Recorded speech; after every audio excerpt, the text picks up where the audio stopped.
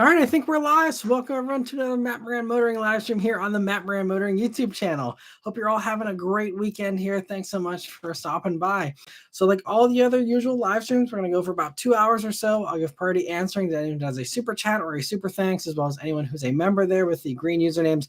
They always get that priority answering. If you'd also like that priority answering, there's always join buttons here all over the channel page, on the video page here, and a link in the description.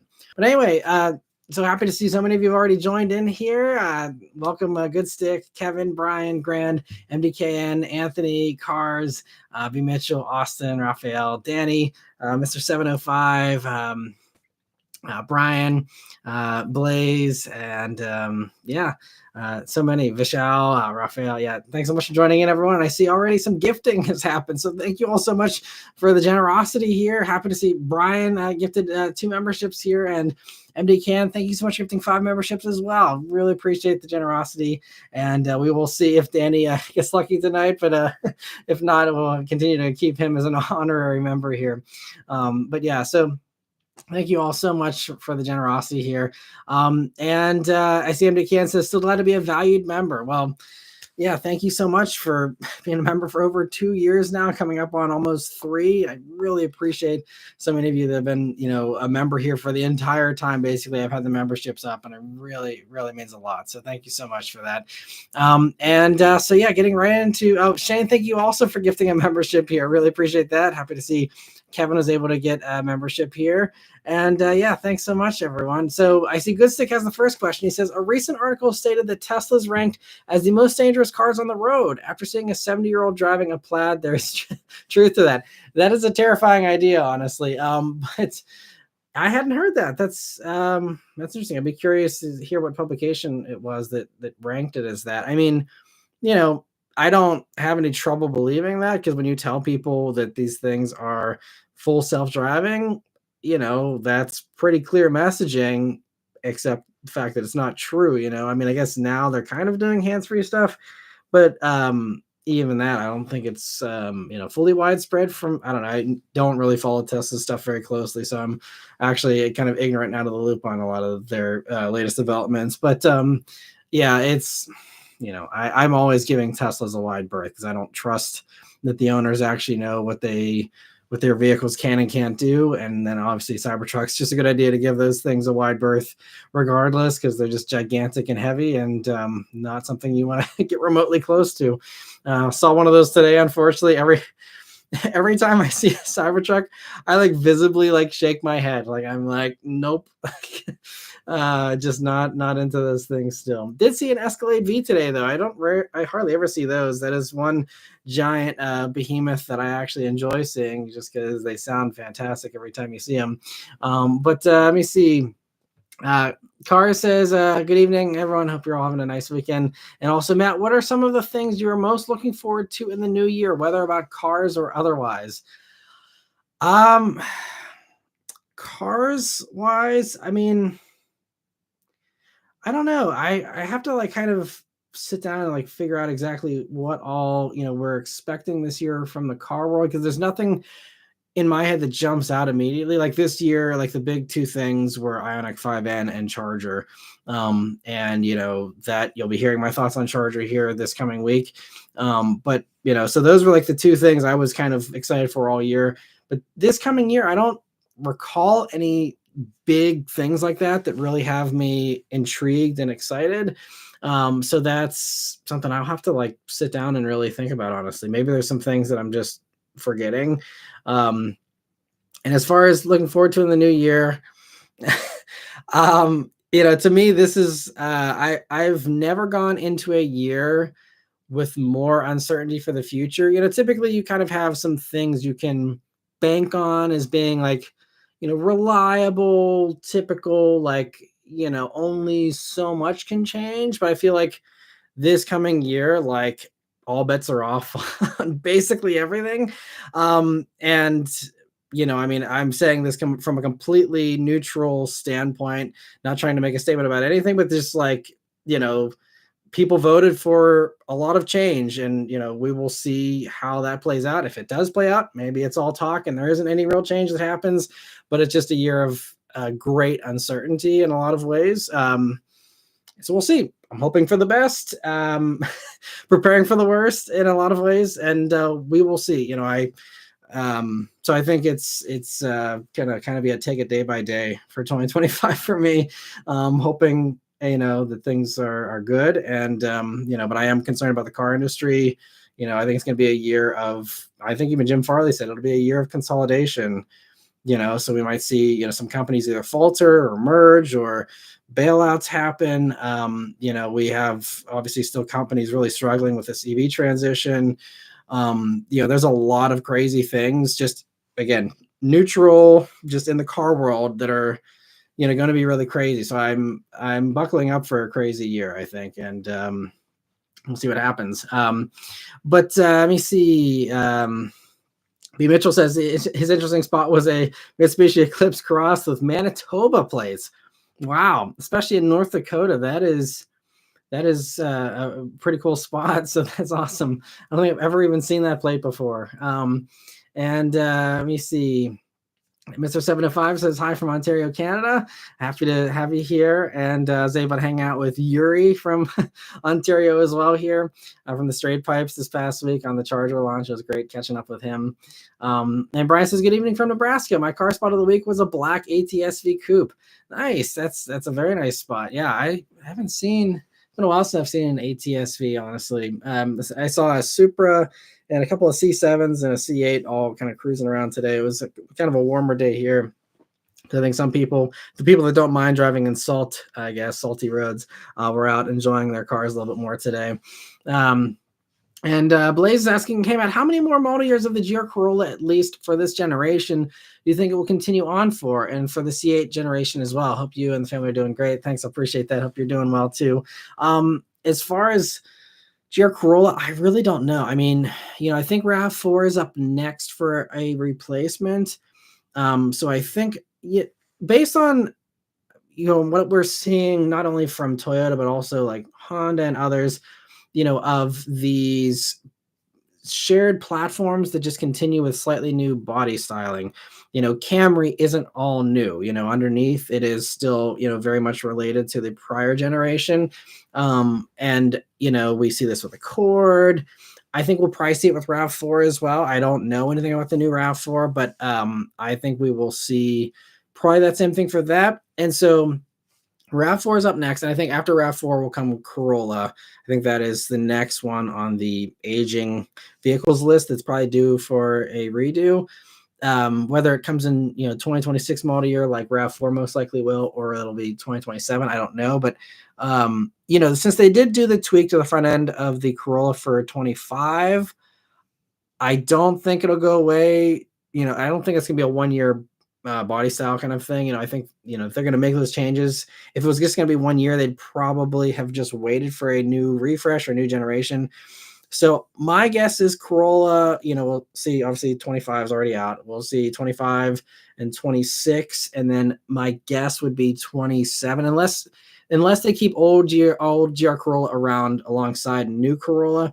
But I think we'll see, maybe 2 model years, and then 2027 model year, in 2026, we will see a new Corolla coming that could still use the same bones as the current car. Therefore, meaning you can still swap in all the GR Corolla stuff without any trouble. You just give it fresh styling, probably maybe stretch it out a little bit, maybe make it a little bit, bigger. We'll see how much they're actually able to do. They may just keep it the same size like Camry. But, price, same kind of, I'm really just, maybe that's just a conservative approach, but I feel like we'll see the same pattern from Toyota. So same thing, RAV4, don't expect any kind of, dimensional changes. And I think same thing for, Corolla. I think same kind of deal. And so hopefully that'll allow us to keep GR Corolla around. It sounds like that powertrain is going to stick around for a while. There's talks of it getting hybridized, but still retaining that powertrain.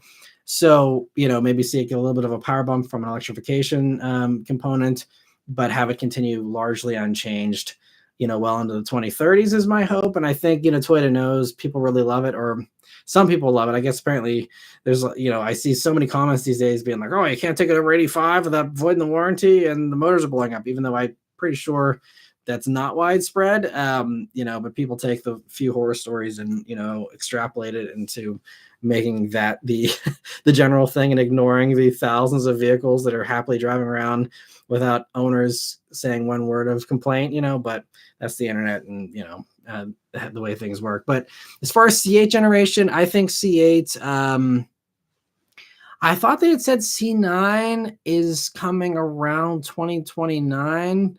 I thought was what I remembered. I think it was 2029 model year, so maybe 2028. I think is when we see C9. They typically run about 10 years for the Corvette generations anyway. So I'm guessing it'll be something around that. I guess the C7 was a little shorter than that, right? But I mean, I think that's what we can probably expect that. But it's been a while since I've seen any speculation on, C9 Corvette. So I think both cars, will have a safe future for a good long while still. Great question though, Blaze, and I hope you're doing well. And let me see here. Sorry, I missed a couple of other things that came in here. So Jordan, thank you so much for a super chat. He says, hopeful for Mazda in 2025 with the concept progress. Yeah, I hope the iconic SP, comes closer to production. I don't know if we'll see it next year from a production standpoint. It sounds like, they had every intention of making it and they're making progress. It sounds like I talked about in the weekly update on the two-rotor setup. But as far as, how quickly they do it, especially the Japanese manufacturers, they take their time to make sure they get it right and that they do a lot of R&D testing to really, make sure that it is perfect. They don't rush things. I mean, I think R35 GTR, I feel like it was in development for like 5 years or more. So, they take their time with stuff. So I would assume, especially brand new powertrain, all that, I'd say hopefully we see that concept come to production sometime before 2030, but how soon before 2030, I don't know. I'd like to think maybe, 2026 or 2027, but I could see that easily going towards the end of the decade here. So we'll see. But I think Moss is on a great path. I think they're doing well. And hopefully they, decide to make a bigger sedan based on that, CX-90 platform. I think that would really be the cherry on top for their lineup. But I think they're doing really well with their current lineup. And TFI, thank you so much for being a member for 3 months now. It says, longtime listener, first time caller. Greetings from Vancouver. Taylor Swift is in town for her last show and the Canucks are playing. Traffic is bad. I can imagine. That would be nuts. And it's crazy. My sister actually went to the show in Toronto for Taylor Swift because Toronto is only about 4.5 hours away from here. So she went up there for, one of the shows here just a few weeks ago, whenever that was. It's it's the end of the Eras tour and pretty big deal. She's incredibly hard worker, the amount of those long shows, and she's been going with it for a long time. It's very impressive. And Jordan, thank you so much for another super chat. He says, if BYD made its way into the US, what would that mean for GM and Ford? Could BYD hire US employees if they establish a US factory? Absolutely. I mean, they would really have to, I'd say, especially if we have, crackdowns on workers and immigrants and all the stuff that's going to be happening. Absolutely, they'd be US workers. But as far as what it means for GM and Ford, I mean, it would be tough for them. I think it really is going to come down to how, if they are allowed in here, how they are allowed in, as far as, what are the penalties, what are the tariffs, how are those tariffs structured? Is it everything's cool as long as it's put together within the States? Are they still going to do tariffs on outside components that come into the States? How it's all going to come down to the nitty gritty of how this stuff is constructed, as far as whether it's constructed in a way that, still gives the Americans a fighting chance, or if it's just like no regulations, since that seems to be, kind of the mentality for a lot of this stuff coming in, it sounds like.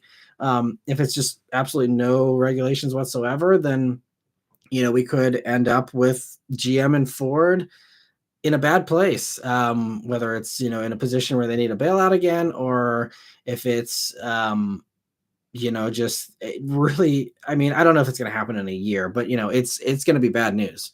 I mean, you will see everyone tank. If BYD is putting out impressive cars for 20 grand, and especially it's going to be bad news for the EV haters because, it's bad enough now. I mean, EV sales are growing as is, and then you make them, 2/3 of the cost they used to be, for the cheapest of them, and you make really impressive stuff for 20 grand. Again, it's going to be game over as far as, any kind of fighting chance for the gasoline car if all these EVs are dirt cheap and actually good. So, I think it'll be very interesting to see how that plays out. That's going to be one of the biggest things for 2025, is how this all plays out. So, we'll see. I'm going to sit back with my popcorn. Thankfully, I don't have a stake in the game. I'm sure if BYD becomes very commonplace, then I'll be reviewing their cars the same way I review GM and Fords, and it won't affect me directly very much. But it's, it'd be a shame because I know, people, especially at GM, some really nice people, and I definitely want to see, I mean, they're institutions. I don't want to see GM and Ford go away. It would be sad, as an American. We have a lot of pride in those brands, just for their history, for the amazing cars they've made, their contributions to car culture. Obviously, some of the most iconic cars that have ever been made have come from GM and Ford, with Corvette, Mustang, obviously, stuff like that. But it'd be a new era, and maybe BYD is going to be better in every way. And, we'll have to see how that plays out for them. But, yeah, like I said, it's so many uncertainties. It's so hard to say. I used to be so good at being a fortune teller and trying to predict the future. And I was pretty confident about like, oh, well, this makes sense, this, and this. But like all bets are off. I cannot predict what's going to happen at all next year in any way. I wish I had a better idea, but I have no clue. I'm going into it completely blind. So yeah. I see TFI's thoughts say BYD could through Chrysler if the components are U.S. sourced and built in Detroit. I mean, as far as if BYD wants a backdoor into America, I mean, look at Nissan. Nissan has literally said all options are on the table. What stops, BYD or another Chinese company from just buying Nissan, making them an offer they can't refuse, and wrestling it away from the Japanese and just having the nameplate remain, but everything else just be all BYD or whatever other brand you want to have. And if they can use the Nissan factories, use the dealership network, and just literally have a fully functioning car brand right there, with no establishment needed, I think there's so many brands. I mean, they could take over the whole Stellantis empire, I think, at this point very easily, and do whatever they want. So it's going to completely come down to, again, if there's any regulations in place to stop any of this stuff from happening, or what. But at the end of the day, like all these board members, all these stakeholders, they just want to get paid. So like if BYD's got the money, I'm sure they'll say, here you go, have fun. Especially again in these challenging times where it's not easy to sell cars, so we'll see how it plays out. But great questions, and thanks so much, Jordan, for the super chats once again. And so getting back to the other member questions here. Danny says his school spots of the week are a 2006 Accord 6.6 and a first-gen Highlander hybrid. And yeah, those first-gen Highlander hybrids, I actually saw one of those a few weeks ago as well. Pretty rare. Let me see other questions here. So Vishal says, how's it going, Matt? My spot this week was a purple color Ford Aspire. I got to be honest, I did not know that was a thing. Yeah, Aspire was a Kia, right? I think that was a badge engineering thing with Kia. I can't remember what the Kia version was called, but yeah, I think that's what that thing was. And so many of those funny things. And it sounds like we'll see more badge engineering, going into possibly even as soon as next year with, GM and Hyundai partnering up and talking about, doing that kind of thing. We'll see if we get some fresh stuff for GM that's just, Hyundai's, and see if there's anything Hyundai wants to grab from, GM's portfolio. It'll be, again, just so many interesting things. And this is why, like I said, I think last week too, it's like the weekly updates are hard to justify from a money standpoint these days, but like, man, it's going to be a wild year to cover. So I feel like as much as I've been like, with the weekly updates, I almost feel like I have to, just because like I'd be missing out on so much stuff that I'd be wanting to like give my thoughts on and follow along with. I think it's going to be a roller coaster ride. But Raphael says car spotted this week was a blue Lotus Esprit. I haven't seen one of those in ages. Nice. Yeah, I haven't seen an Esprit in a long time too. And a blue is, I feel like, a rare color. I always see them in like black, maybe a yellow or red, but I don't know if I've ever even seen a blue one before. That's awesome. And Good Stick says my spot of the week was a Bayside blue R34. Are you kidding me? Wow. Sorry, I'm like jealous. That's, obviously growing up with Fast and Furious and all that. That is the car, right, man? I'd love one of those someday if I had a ton of money and a bunch of garage space. Bayside blue R34. It doesn't get much better than that in my book. Such a sexy car still to this day. No, man, I love those things. Let me see. Car says I spotted a Nissan hardbody compact pickup from around the late 1980s. I told the driver I like his truck. That's awesome. It's so impressive to see that kind of stuff on the road still, and I'm glad you're able to like give a compliment too, because I kind of wonder people that drive that stuff, whether they are like the Radwood kind of crowd that loves that stuff, or it's just people like hanging on to the things that they had for 30 years, 40 years that they just love or what. But it's always fun to see that stuff. I saw in like a 90 something, maybe like a 96 Oldsmobile.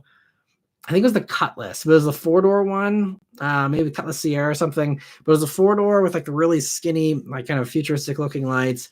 And it looked like super clean. And I was like, wow, like there's a car I haven't seen in a long time. And like, it looks like this could have been driving around in, 2004 or something. And here I am in 2024 saying it was wild.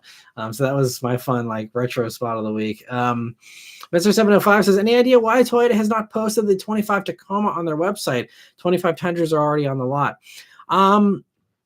So I don't know. I mean, sometimes it just comes down to like when they certify everything, and they have to recertify every year. So you'll see that if you like follow like on fueleconomy.gov, the fuel economy website, you can see that sometimes there's some stuff that doesn't come on until later, where they're slowly filling out the lineup and getting all that stuff recertified for the next year. So it could be something like that that's holding it up. Sometimes car companies are just a little slow with redoing that stuff. Like I was this week, whenever I was doing my research and trying to just work on the WRXTS video, it wasn't still on the build site, even though we have pricing for it. 2025 should be already at dealer lots, or very, very shortly if they're not already. But it's still 2024 is on there. So some companies are just a little slow with switching some of these things over, and it doesn't always have a rhyme or reason. It could be something as simple as just some IT issue, or some buddy slacking with hasn't put it up yet or something. So yeah, it's probably something like that. They don't always do it systematically or logically, it seems. So I don't know why. It's a good question, but yeah, that's various companies seem to do that. I see Mo's asking your channel performance ? Yeah, I mean, I'm pretty happy with the way it's been this fall. The views have actually been pretty good. I've been actually pleasantly surprised. Especially this past week. Like I did not expect that LC500 video to pop off. And for me, 25,000 views or however many it's up to is really good. WXTS, I think some people really appreciated the brutal honesty in that, which those of you who really, do watch most of the videos know I've been doing, brutal honesty for a while. But, seeing some people that, haven't watched, very frequently, that are like, oh, wow, like he's not pulling punches. And, so that was kind of nice to see. And I hope that does make an impression on people, that like, they can, expect to come onto this channel and see the total blunt, honest truth, for better or for worse. I don't give a crap what a car company thinks. I'm going to say what I'm going to say. And, and the car companies that are cool with it, those are the ones you should respect. If a car company does quit giving me press vehicles, I'm going to let that be known, because I'm like, if you can't take criticism, then like that's problematic. If you're just censoring bad, viewer or bad, takes on your video, on your, cars, then that's, something that I think, should be approached from a cautious standpoint. So, Yeah, I think it's been good to see that the channel's performed pretty well. We will see if I can keep that up. But I think it's actually been a pretty good year for the channel. I'm really happy that, I was able to get back into doing some used stuff, some modified stuff, just a little bit, not a ton, but, I was able to kind of go over to my buddy Harrison Auto Sales and film some of the used stuff and get some of those posted up. And those have actually been really good performers this year. And I just, it all comes down to the time, but I want to do more of those. And just, I think that I made the right choices, I think, in a lot of cases this year, as far as the cars that I picked. Trying to still have something for everyone,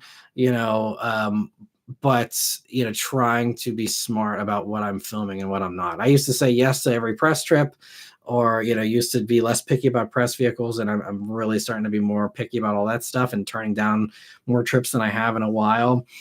Just being like, I've got to be smart with my time, and I think this year it's really kind of paid off.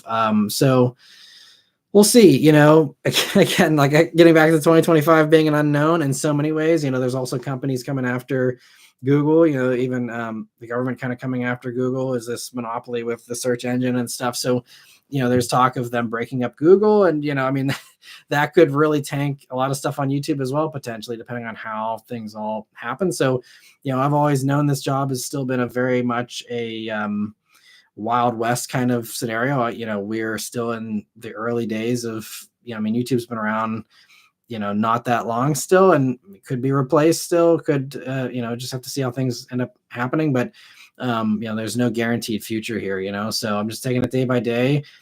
2025 could end up being my last year of doing this channel full time, or it could, be the beginning of a rebound of, things starting to really look up for the channel. We'll just have to see. I always try and be optimistic. I try and work my hardest and see where it goes. So we'll see. But I think overall I've been, a little bit pleasantly surprised with the channel's performance this year, which is, a nice bit of optimism I didn't have, honestly, going into this year. But let me see. Dylan says, hello, didn't see much of this week. Just a small convoy of GR86s and BRZs. So that was neat. Nice. Good to see those owners out enjoying their cars. Luke says, from your GLI review, I gathered that the GLI is almost a Civic Si and a Super Turbo X mixed together minus all-wheel drive. Yeah, I'd say that's kind of a safe assumption. It's GLI's, it's really cool. I mean, I think it's kind of underappreciated, honestly. And and I've said this in the past, I think GLI is, the car for people that are tired of their Civic Si having 200 horsepower, that don't want to go to the aftermarket to fix it. You have GLI, and it also gives you the automatic thing that Honda refuses to provide. And it gives you, the, I guess the creature comforts that even the WRX still can't offer. Cooled seats, can't offer, the ambient lighting and all these other things that make it feel a little plusher, so I think GLI is really great, honestly. I think hopefully with now it being the last manual in Volkswagen's lineup, maybe that gives it a nice little sales bump from all the, GTI and Golf R folks, maybe that, really, especially GTI people that still want a manual and want to buy new, they could maybe go to GLI and give it a nice little bump. We'll see. But Raphael, thank you so much for a super chat. He says, we all like the new Z, but it hasn't sold well. Do you think it's just badly priced, or is it something else? I think it's a combination of bad pricing and also dealers being greedy. And I think dealers are relaxing. Actually, someone commented that they saw a Z for 10 grand under sticker.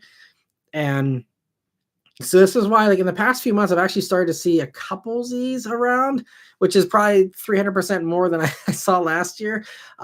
So, I think, unfortunately, I think it was badly priced. I mean, I remember on the launch event, literally when they announced the pricing, this was back in, I think, 2021 or 2022.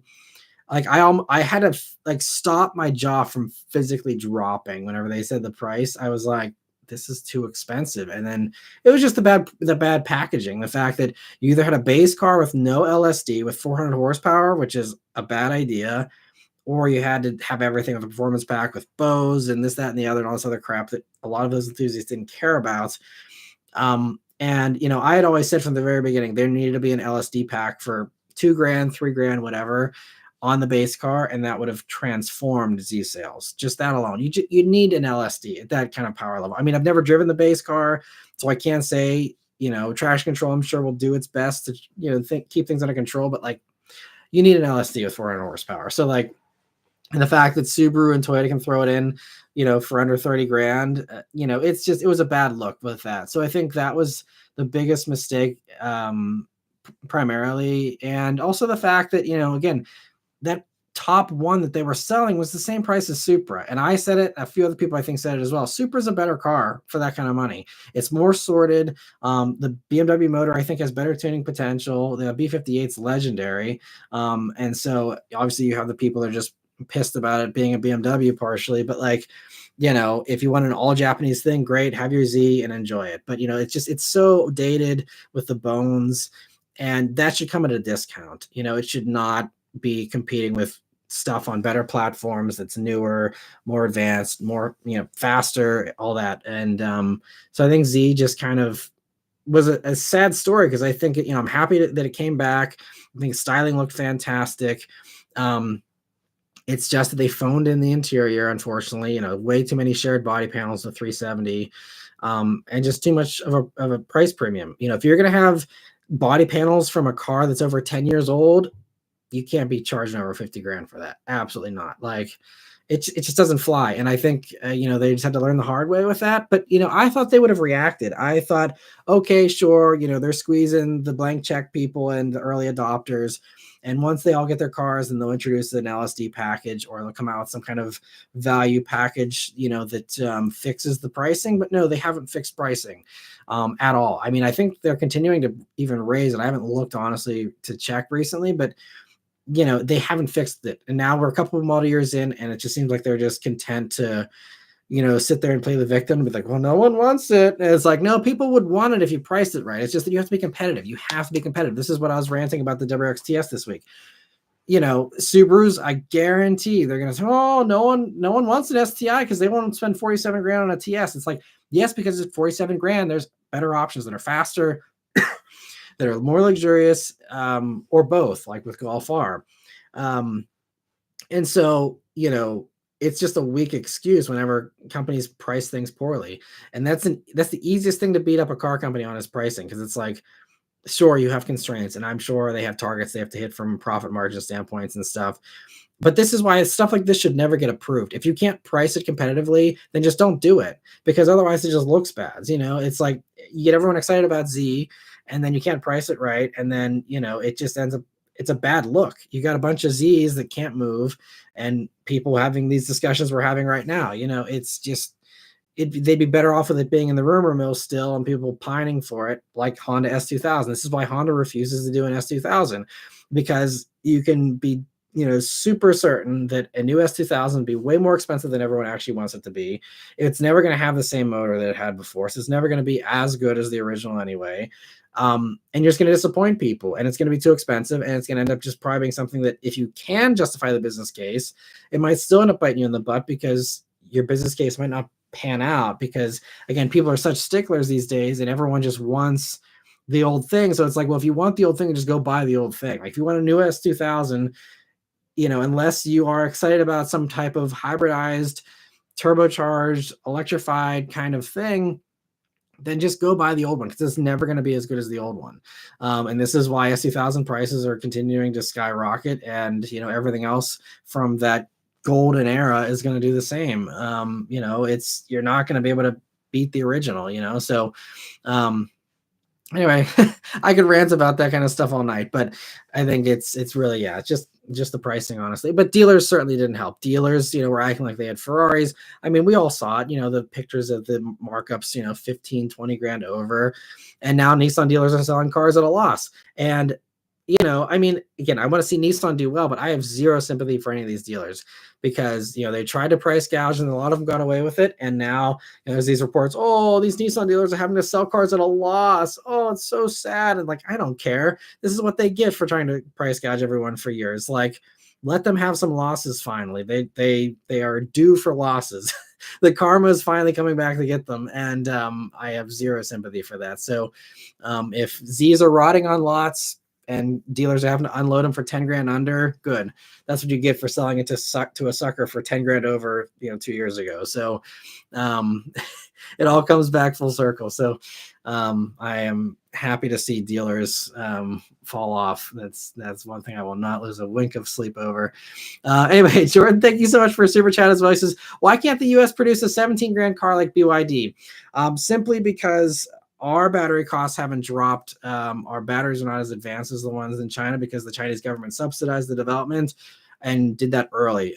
We've tried to catch up, and I think over these past few years, the U.S. has caught up a good bit. And they're still saying cost parity with gas potentially by 2026, but it's just that China got ahead of that way early on, thanks to the help of their government, and so they're able to do that. And it also comes down to the labor costs. Labor costs are way cheaper in China. Here we have a lot of unionization, especially with the American brands. That means you're required to pay people a decent wage. People are not being paid a decent wage to build BYDs, so that's the difference. I mean, it all adds up. It's no mystery. It's your 17 grand car. Some of it is cost cutting and, corner cutting, but it's also, cheap labor and better technology. They're just, some of their batteries are already, many years advanced from what we have currently here in the States. And, they're not going to give us the best stuff, so they keep it for themselves. And that's how they can do it. I think we're on track to, do the 25 grand car. But again, that takes government support. BYD did not get there on their own. They had government support. And that's something a lot of people in America aren't excited about. We don't want to have government support of, electrification, all this stuff. So if you don't want to support that, then we're going to then support another country that has done that already. With our dollars, because BYDs will sell like crazy if they come over for 17 grand. And that's literally, it's like instead of supporting, your own brands with that, because of some moral objection to the government support of this stuff, instead you're just going to support another government instead. So anyway, I won't veer off into politics too much, but it's absolutely, labor costs I think are a big part of it too. But SI guy, thank you so much for the super chat. He says, what's your overall opinion on 25 Elantra N? I did a full review this past summer, so that's going to give you all of my thoughts on it in the moment while I'm behind the wheel. So that's going to be the best thoughts on that. Since that review, I guess that was a 24 maybe that I reviewed, but 25 is the same. I think, 25, there's no changes. So it's just that review will have all the info on it. I really love the Elantra N though. I think it's great. I've been just really pushing it hard in these past few reviews. WXTS, it's like, why would you pay 12 grand more when Elantra N gives you more for 12 grand less, aside from all-wheel drive? And same deal SI, I was saying this a few months back, 4 grand more gets you Elantra N. GLI, 35 grand. Guess what also is 35 grand? Elantra N. Every single one of these things I've reviewed recently, I'm like, it's nice, but then there's Elantra N for the same money with active exhaust, adaptive dampers, awesome seats, great big screens, awesome LSD, better styling now too, good everything. Every component is fantastic, longer warranty. It's just like ding, ding, ding, ding, ding, ding, ding, like full down the laundry list there. Like Hyundai ticks all the boxes and everyone else doesn't. And that's why, someone actually just literally asked me earlier today, I just responded to a comment. Someone was asking, would I take Elantra N or even like BRZ TS?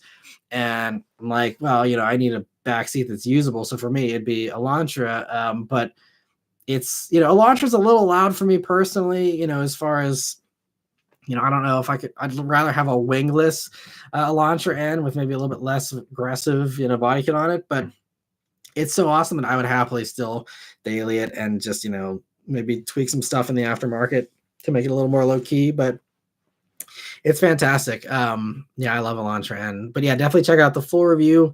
You'll hear me talk about it for probably far longer than you're actually interested in hearing me talk about it. And you get all my thoughts on Elantra N and that. So definitely check that out. And thank you so much for your first super chat as well. I really appreciate that. Jordan, thank you so much for a super chat as well. He says, my mother-in-law ordered a 25 Maverick ground up, expected December 7th. Now hearing a train stalemate. Thoughts? I hadn't heard about the train thing. Ford has had some issues with shipping in the past. Our Mach-E came in on a train, from Mexico, and there was some holdups there too, where I don't know if I talked about this I think I did in my video about like how much of a pain it was to get the Mach-E, back in 2022, but it like was super quick coming from Mexico into like Kansas City or something. And then it sat in a yard, or actually, no, it sat in a yard in Ohio. And we actually bought the car in Ohio, but it was like 100 miles away or something for that final stop, waiting for a truck to come pick it up off of the train yard. That's where it sat there for, I don't know, 3 or 4 weeks. It was agonizing. I'm like, give me the address for the train yard. I'll just go drive it myself to the dealer to have them PDI. And I'm like, this is ridiculous. Ford's definitely got some logistical issues as far as, keeping that stuff running smoothly. Maybe they've fixed it since 2022, but I've heard of people complaining about Broncos, Mavericks, everyone. Ford shipping just seems like it's a nightmare.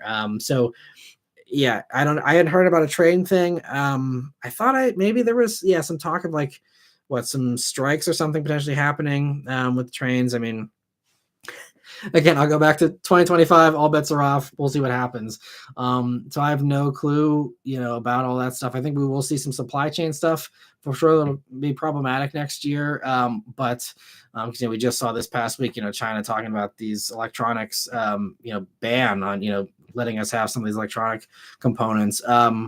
So we could see some 2021 era stuff. So it's great that if your mother-in-law's at least is built and it's expected, here in the next, I guess yesterday, but at some point here soon, at least she's going to have her vehicle and, be set. But yeah, again, all bets are off, but hopefully she gets it soon. But yeah, Ford has a thing with that. So yeah, unfortunately, with all these Ford estimates in the past, I've heard, attack on an extra 3 weeks at least.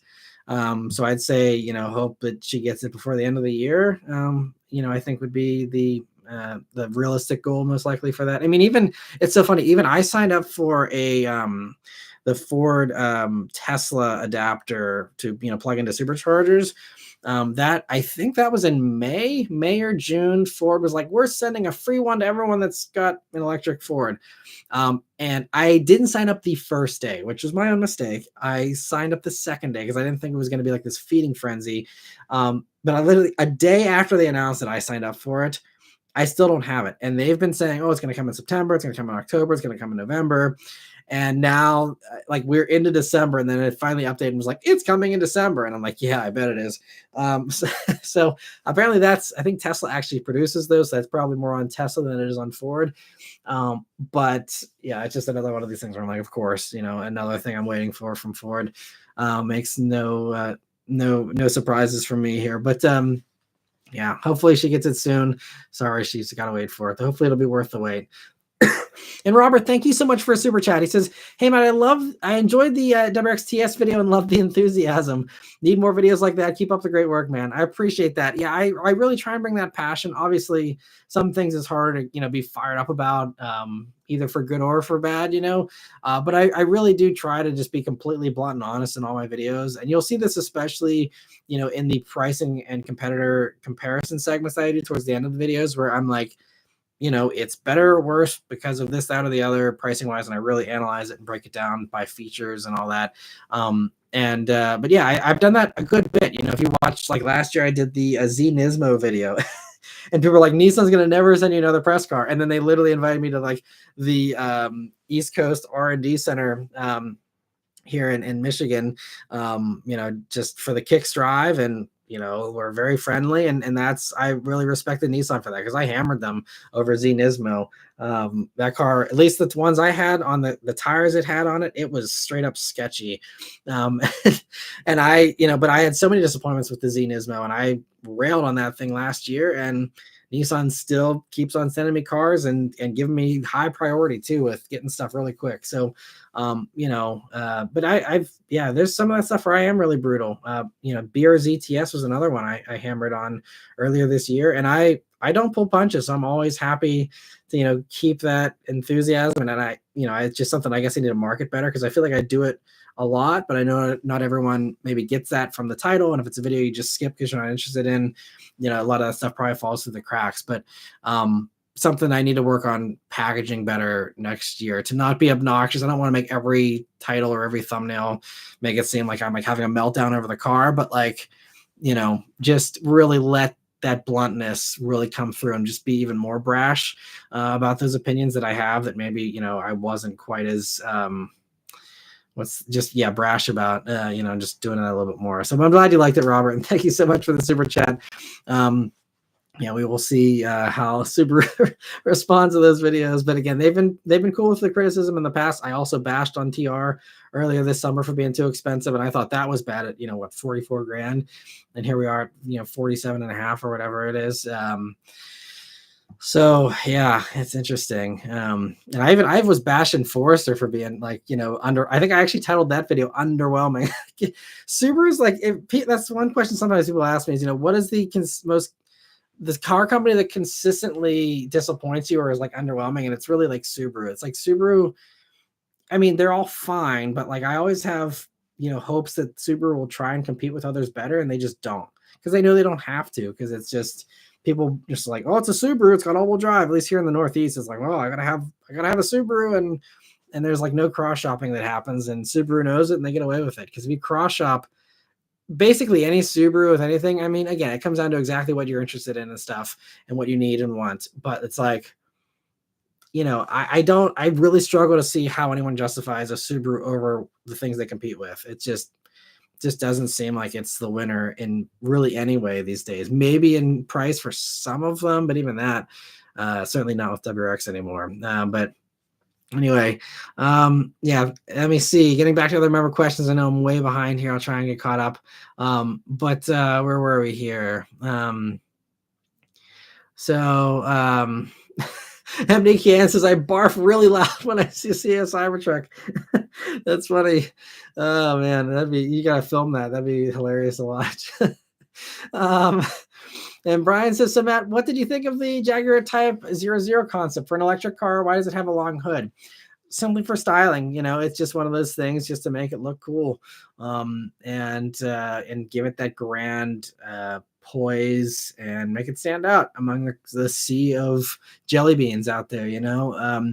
So I really like the styling. Obviously, it's not super distinctive from like lighting is a little generic. I think the middle thing in the back, though, just not having taillights extend out, through the fenders and in the full width of the rear bumper, I think is interesting. I'm kind of curious about the legality of, it only kind of being in the middle there, but we'll see how the production version plays out. But I actually am pretty optimistic as long as the execution is good. I think styling is there because, again, the prototype already has those same proportions. So we know it's going to look pretty close to the concept. So styling, I think, is going to be pretty good for the intended segment and the intended audience.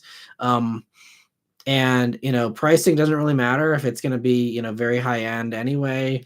That's kind of something that's kind of irrelevant once you get to those kind of people that are writing blank checks anyway.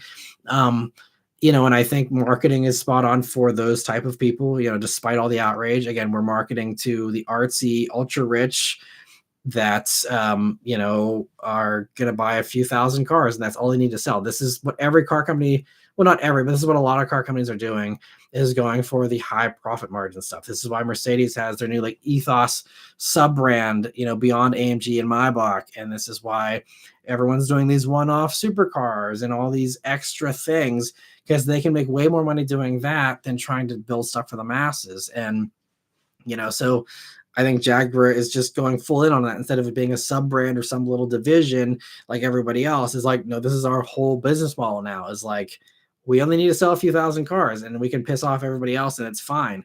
I mean, people were so critical this past week of Jag saying like, we don't care about upsetting people. Like we're not for everyone is what they said. We don't want to be for everyone. And people hated that comment, but literally BMW has been saying that for years. Their designer, who's now moving on to Rolls-Royce, but their, designer that's put out all these, in my opinion, somewhat hideous designs for many of these BMWs over the past few years. He said, we don't want them to be for everyone. He said that about the XM. He was like, the XM is not for everyone. It's supposed to be polarizing. It's supposed to piss people off. That's the point of the styling, because they wanted to stand out, and those buyers wanted it to be distinctive. Now, XM is struggling with sales after those early adopters. So again, you have to be careful about how much volume you're expecting out of that strategy. But as long as you are limited with that strategy and you price them with enough profit margin to make them, justified at those very low volumes, then absolutely, I think that plan does work. And so I think as long as, they're expecting less than 10,000 sales a year, then they're expecting, just the fact that it's going to be a limited thing, and they market it that way, and they do the effective marketing in the places they need to do it in, I think it could, make a pretty big splash and be good enough for them. I think it's just something you're going to see more of. I think Jag's kind of ahead of the curve here a little bit. I think you're going to see more and more car companies, especially if we go back into supply chain issues next year. Absolutely. What did we see in 2021? Everyone slashed their base models.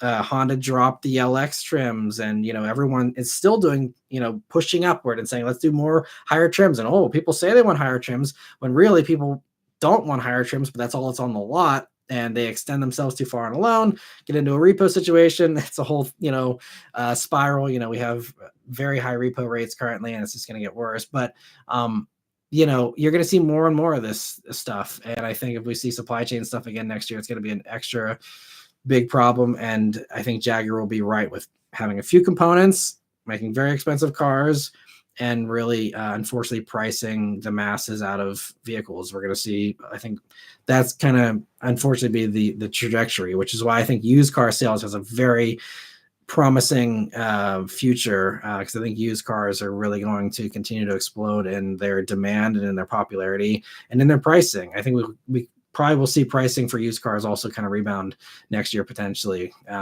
but we'll see. I could be completely full of crap and way off on all this stuff, but that's just what I foresee potentially. Good Six says, new Camrys are already boring as they're selling like crazy, and I'm getting sick of seeing silver and white Camrys. Yeah, it is a really good car, but the Camry is one of those cars that is a victim of its own success. It's really good, and there's a zillion of them out there for good reason, but that hurts the appeal for sure. Again, going back to the Jaguar idea, when things are rare, they're more desirable and more exciting. And so, but yeah, I agree. I'm starting to see a lot of Camrys, but it's a great car, so I don't blame anyone for getting one, especially if you're not needing to stand out. It's a great car for blending in. Jordan, thank you for a super chat again. He says, sway bar in the front of the 25 Maverick. I don't know. I think they do, right? I don't know. I haven't done any research on those yet because I'm not going to be reviewing one probably for a while, sometime next year for sure. But I don't know. Sorry, I don't have a good answer for you there.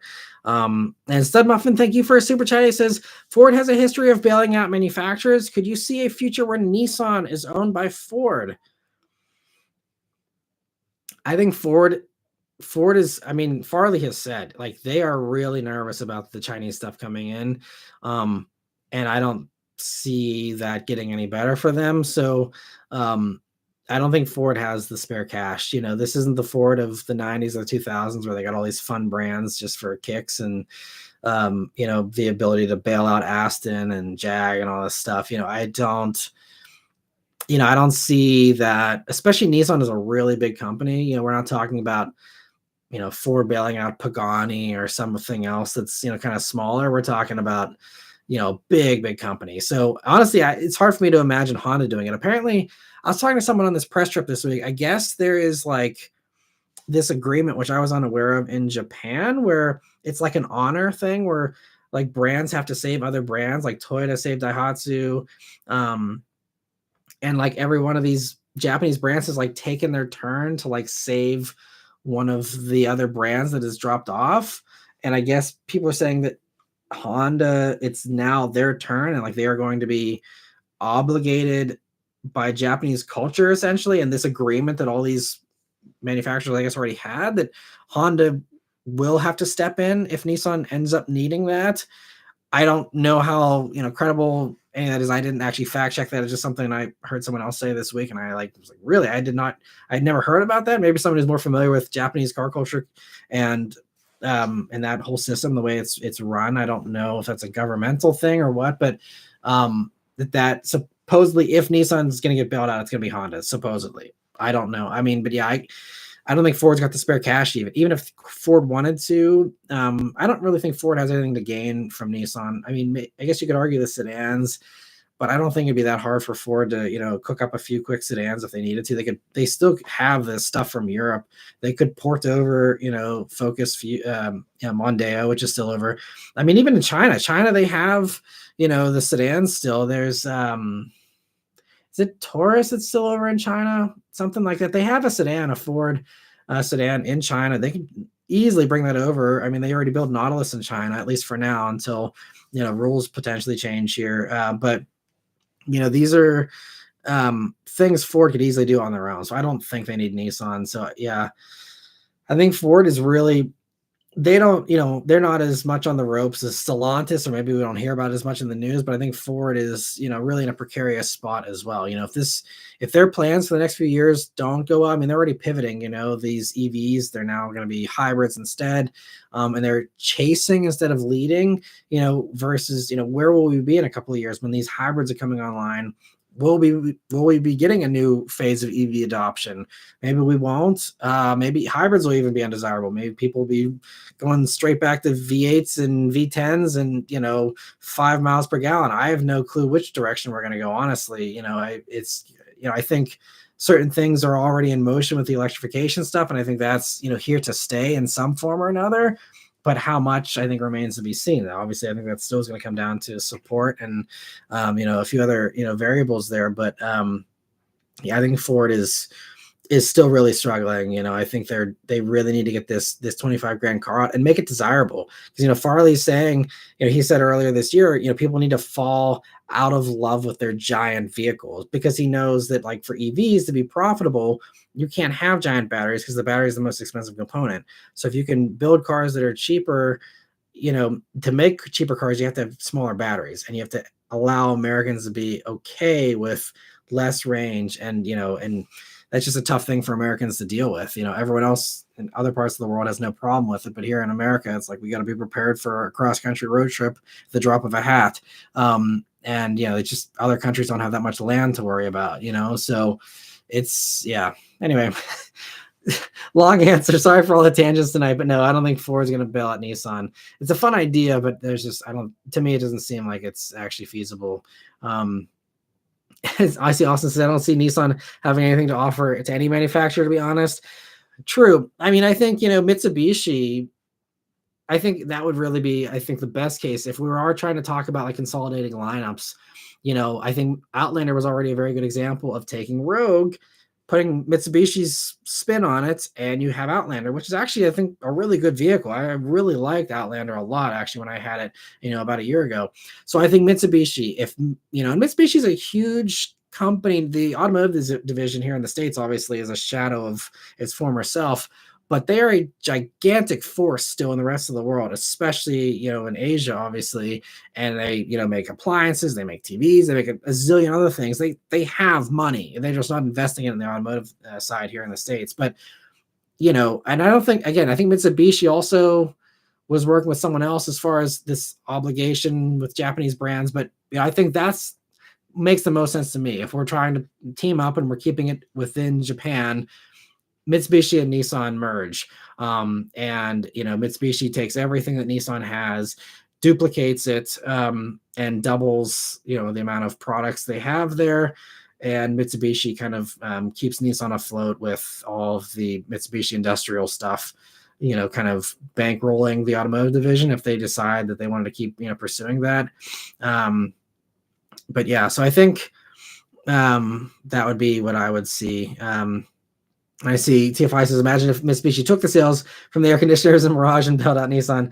I think honestly that would, I don't think Mitsubishi cares about the automotive division enough to do that, but I think that, makes the most sense. I'm right there with you, TFI. I see Dylan says Honda obligated to bail out other companies. I don't pretend to understand that. Yeah.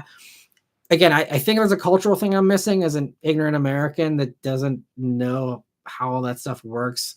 I don't know if it's kind of like the gentleman's agreement that they all had back in the 90s with the sports cars of everything being rated at 276 horsepower, even though none of them made that little.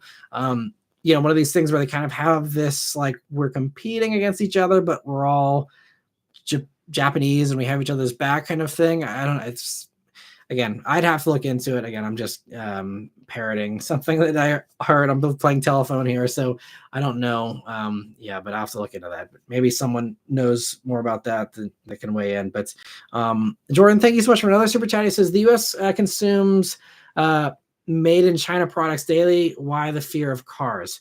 I don't think there's any fear from most people. I mean, there's some people that, China equals crap to them. And so therefore, made in China, cars would be bad. I mean, I encountered this with a few comments, even on the Lincoln Nautilus review. People said, well, I like it, but I'd never consider it because it's made in China. And, that's just one of those issues that, lots of brand, I mean, even I see this stuff from Hyundai and Kia, commenters too, that, have issues with them from, the stuff they made 30 years ago. So there's, some of those things that, I think are largely unwarranted because we're all, using our tech that's made in China while we make our comments about anti-China stuff on my Chinese made, phone or computer or whatever. But I think it's the car thing is just a matter of that it would crush the auto industry here. That's the problem. It's just protecting the companies. I'm sure the products are fantastic. I've heard great things about everything that BYD and all these Chinese car companies are doing. It sounds like they're very impressive. So I don't think there's any fear. I mean, even like Jim Farley said, like he's been driving the Xomi, whatever it is, XG7 or something. He's been driving for 6 months and doesn't want to give it up. Like he'd rather drive a Chinese car than anything that Ford currently makes. So like, I mean, they're good. I mean, if the CEO of Ford even, loves them, then I mean, that tells you everything you know. They're great vehicles. So I don't think there's any fear aside from just ignorance that leads to fear, fear for no good reason. Aside from that, I think, again, once people, like anything, experience these things, try them for themselves, then it's like, oh, okay, well, this isn't so bad. I think the same thing about any EV in general. People are skeptical, and then once I talk them through, like, the realities of it and, what are the realistic downsides, but then what are the realistic upsides, and then you drive it and you're experiencing this stuff. I think a lot of people, they don't have that experience and they just don't know. And, that's why education is so important for so many of these things. Cause, it's once you're educated about something, there's nothing to fear there, so it's just one of those things. But, I see TFI, says our economy relies on the manufacturing. Right. And that's really the biggest thing is auto industry is huge here in America. And, that's not something you want to crush. You're going to lose a ton of jobs, and it would look bad for any administration to lose the auto industry here. That would be a big, big deal.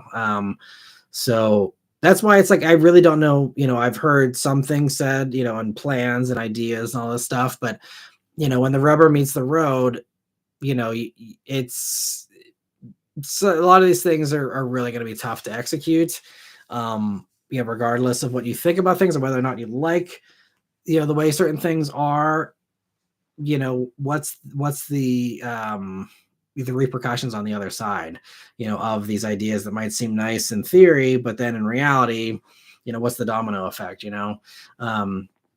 Stud Muffin, also thank you so much for a super chat. He says, the last time Trump was president, we got the Cadillac CT6 and the Lincoln Continental. Do you think we can revive the American luxury car this term? We will see what happens. I think, when did Continental come out? Continental was 2015. I think it came online around the same time as Mustang, right?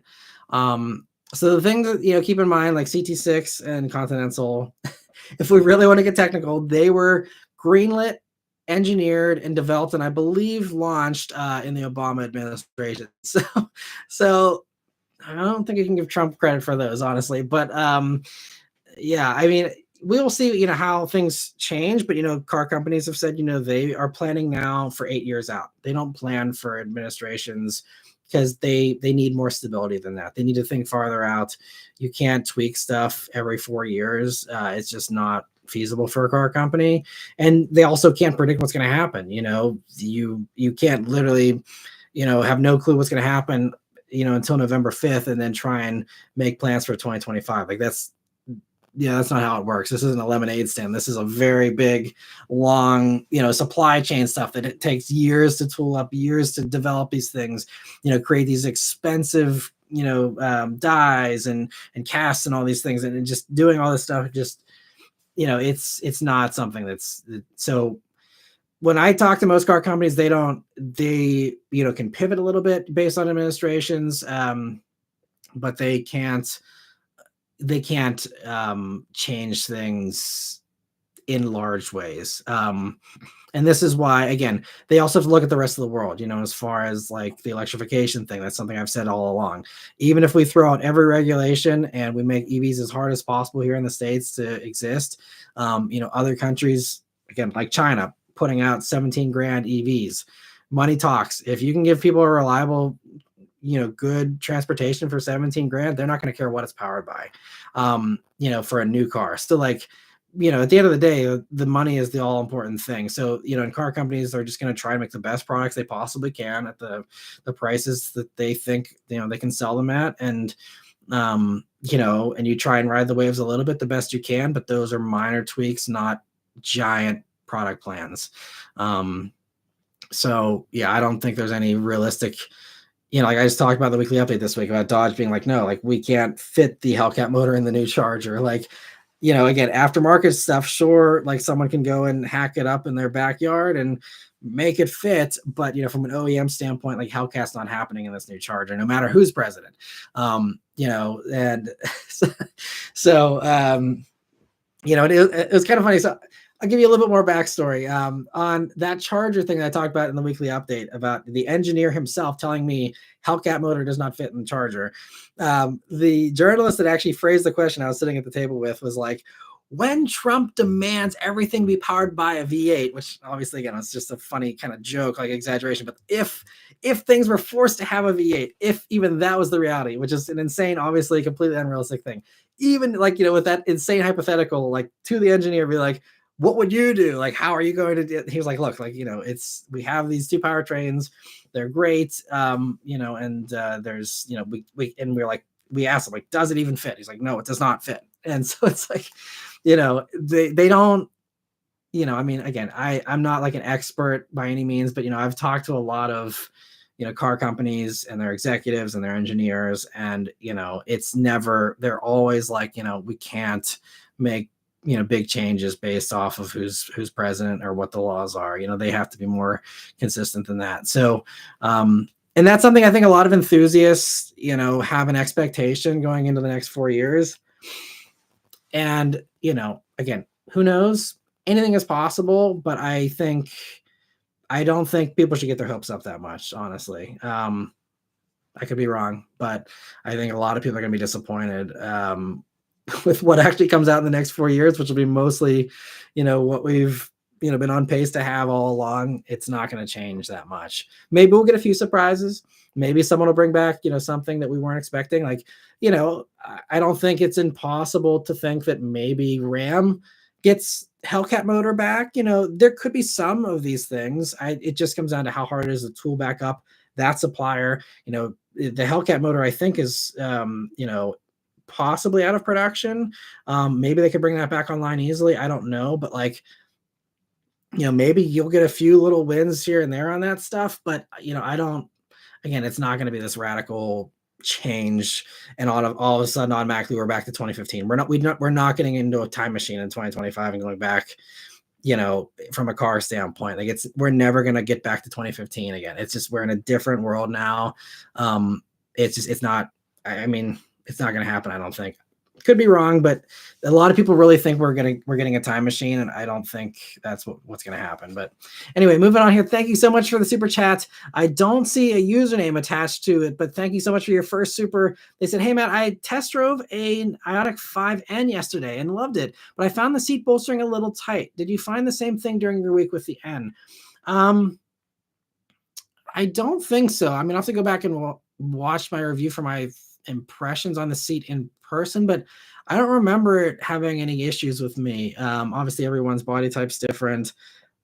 Um, but I don't. Yeah, I just remember the seat just kind of gripping me well. It's kind of similar to a launcher end seat with the shape. Um, and yeah, it was good. I didn't have an issue with it. Also, seats bolstering and stuff, it can break in a little bit. So if it's just a tiny bit uncomfortable, you say it's a little tight. If you love everything else about it, I'd like to think that maybe that would improve. I don't want to, guarantee that and then have it, be miserable and then you just end up, hating it because the seats, digging into you all the time. But for me, it wasn't a problem. I don't recall. Honestly, I don't think there's a single negative thing about that car that I remember. I mean, it doesn't have, or yeah, actually 2025 has the rear wiper too, right? So, I mean, there's literally nothing about that car I don't like. I mean, it'd be nice if it had a moonroof. That's really my only complaint, I think. If I had 65 grand to spend on a fun daily driver, that still would probably be my pick as far as something that's actually practical, because Audi RS3 would be a tie in my mind from a fun standpoint, but it's just so cramped. I'd rather just living with it. I'd rather have the Ioniq 5N and all its extra space. But I'm glad you got the test drive one. I'm glad that Hyundai dealers aren't being annoying about that and are letting people try them out. That's actually really good to hear. So thanks for letting me know that. And glad you're excited about it. And let me know if you decide to go for it. Yeah, it's really just going to come down to whether you're willing to take that leap. I guess it would be nice if it had adjustable bolstering. That'd be a nice extra add-on. Obviously, would add weight and complexity, but that's something a lot of other vehicles, once you approach that kind of a price point, have started to, give people. So it'd be nice to have it, as adjustable bolsters for sure. And I love cars that have that. It's really nice. Like, I think even like, Acura TLX Type S, kind of a similar pricing segment there. Slower, way slower than Ioniq 5N, but like that has, the adjustable bolsters, and it's really nice, to have that adjustability. And thank you again for the super chat. I really appreciate it. If you have any follow-up questions, definitely let me know. I'll be more than happy to answer. And Jordan, thank you so much for super chat again as well. He says, Renault 1975 versus Volkswagen. I don't know enough about Renault back then. It's a comment, unfortunately. European automotive history is definitely like a blind spot of mine that I don't know enough about. I'd love to learn more about, really every era of car history someday, but yeah, unfortunately I just do not know enough about it to give any kind of intelligent response there. So thank you, Jordan, for the super chat again. And let me see, getting back to other member questions here. Hopefully we get caught up on some of this tonight, but I'm happy to keep going with the super chats as well, because it kind of keeps us flowing with like live commentary here without people having to wait for answers. But apologies for anyone that does have to wait here. So let me see here, getting back to the other questions. I'm just going to do member ones. I'm going to skip the non-member ones, unfortunately, just to get caught up here. Austin says, hey, Matt, do you think classic Jags will go up in value with the rebrand pretty much destroying all their image? It'll be interesting to see, really, if people put their money where their mouth is. If people really love the Jags of the past 10 years, why didn't they buy them? Obviously F-Type had a lot of love. And I think critically, as far as, journalists and, stuff out there online, everyone spoke very highly of all these Jags. They all drove great. They had pretty good styling. Infotainment was pretty crappy on most of them. But, they weren't perfect, but I think a lot of people really liked them, but that just never translated to mass appeal. So we'll see. Maybe it'll be one of those things where people won't appreciate what they have until they lose it. And then they are like, oh man, like we didn't know how good we had it these past 10 years of these Jags, and they'll go out and run out and buy them. I'm sure Jag dealers would be very happy about that, because they're currently surviving on pretty much used vehicle sales at this point until these new products come in. So we'll see.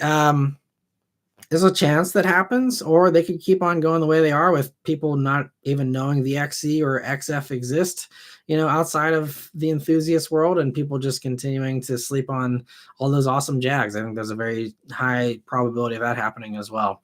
And Luke says, I'm very mixed on what cars I like. Some days a Camry hybrid seems really nice. Other days a Civic Si seems really nice.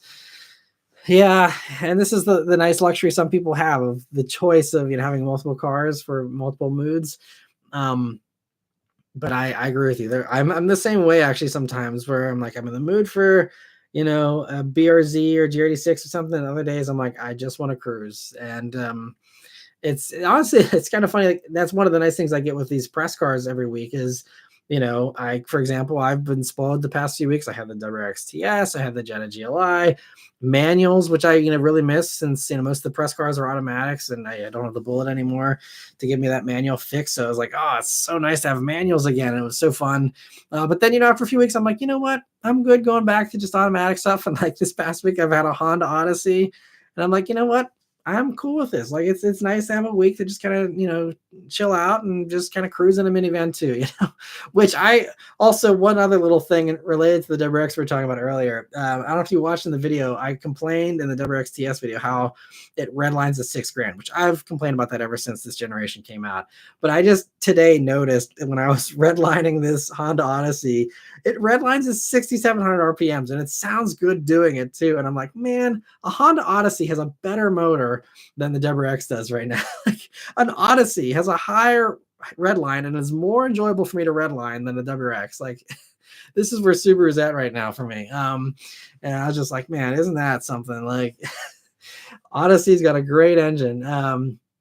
Anyway, let me see here. MD Can says, saw a really clean Datsun 280Z on the way to New Jersey. Thing was in mint condition. That's awesome. Nice spot. And I see we have Milton Santos. Thank you so much for becoming a member. I really appreciate it. I'll keep an eye out if you have any questions. And welcome to the Maran Motoring Club here. There's a membership tab. You can check out all of the behind the scenes videos.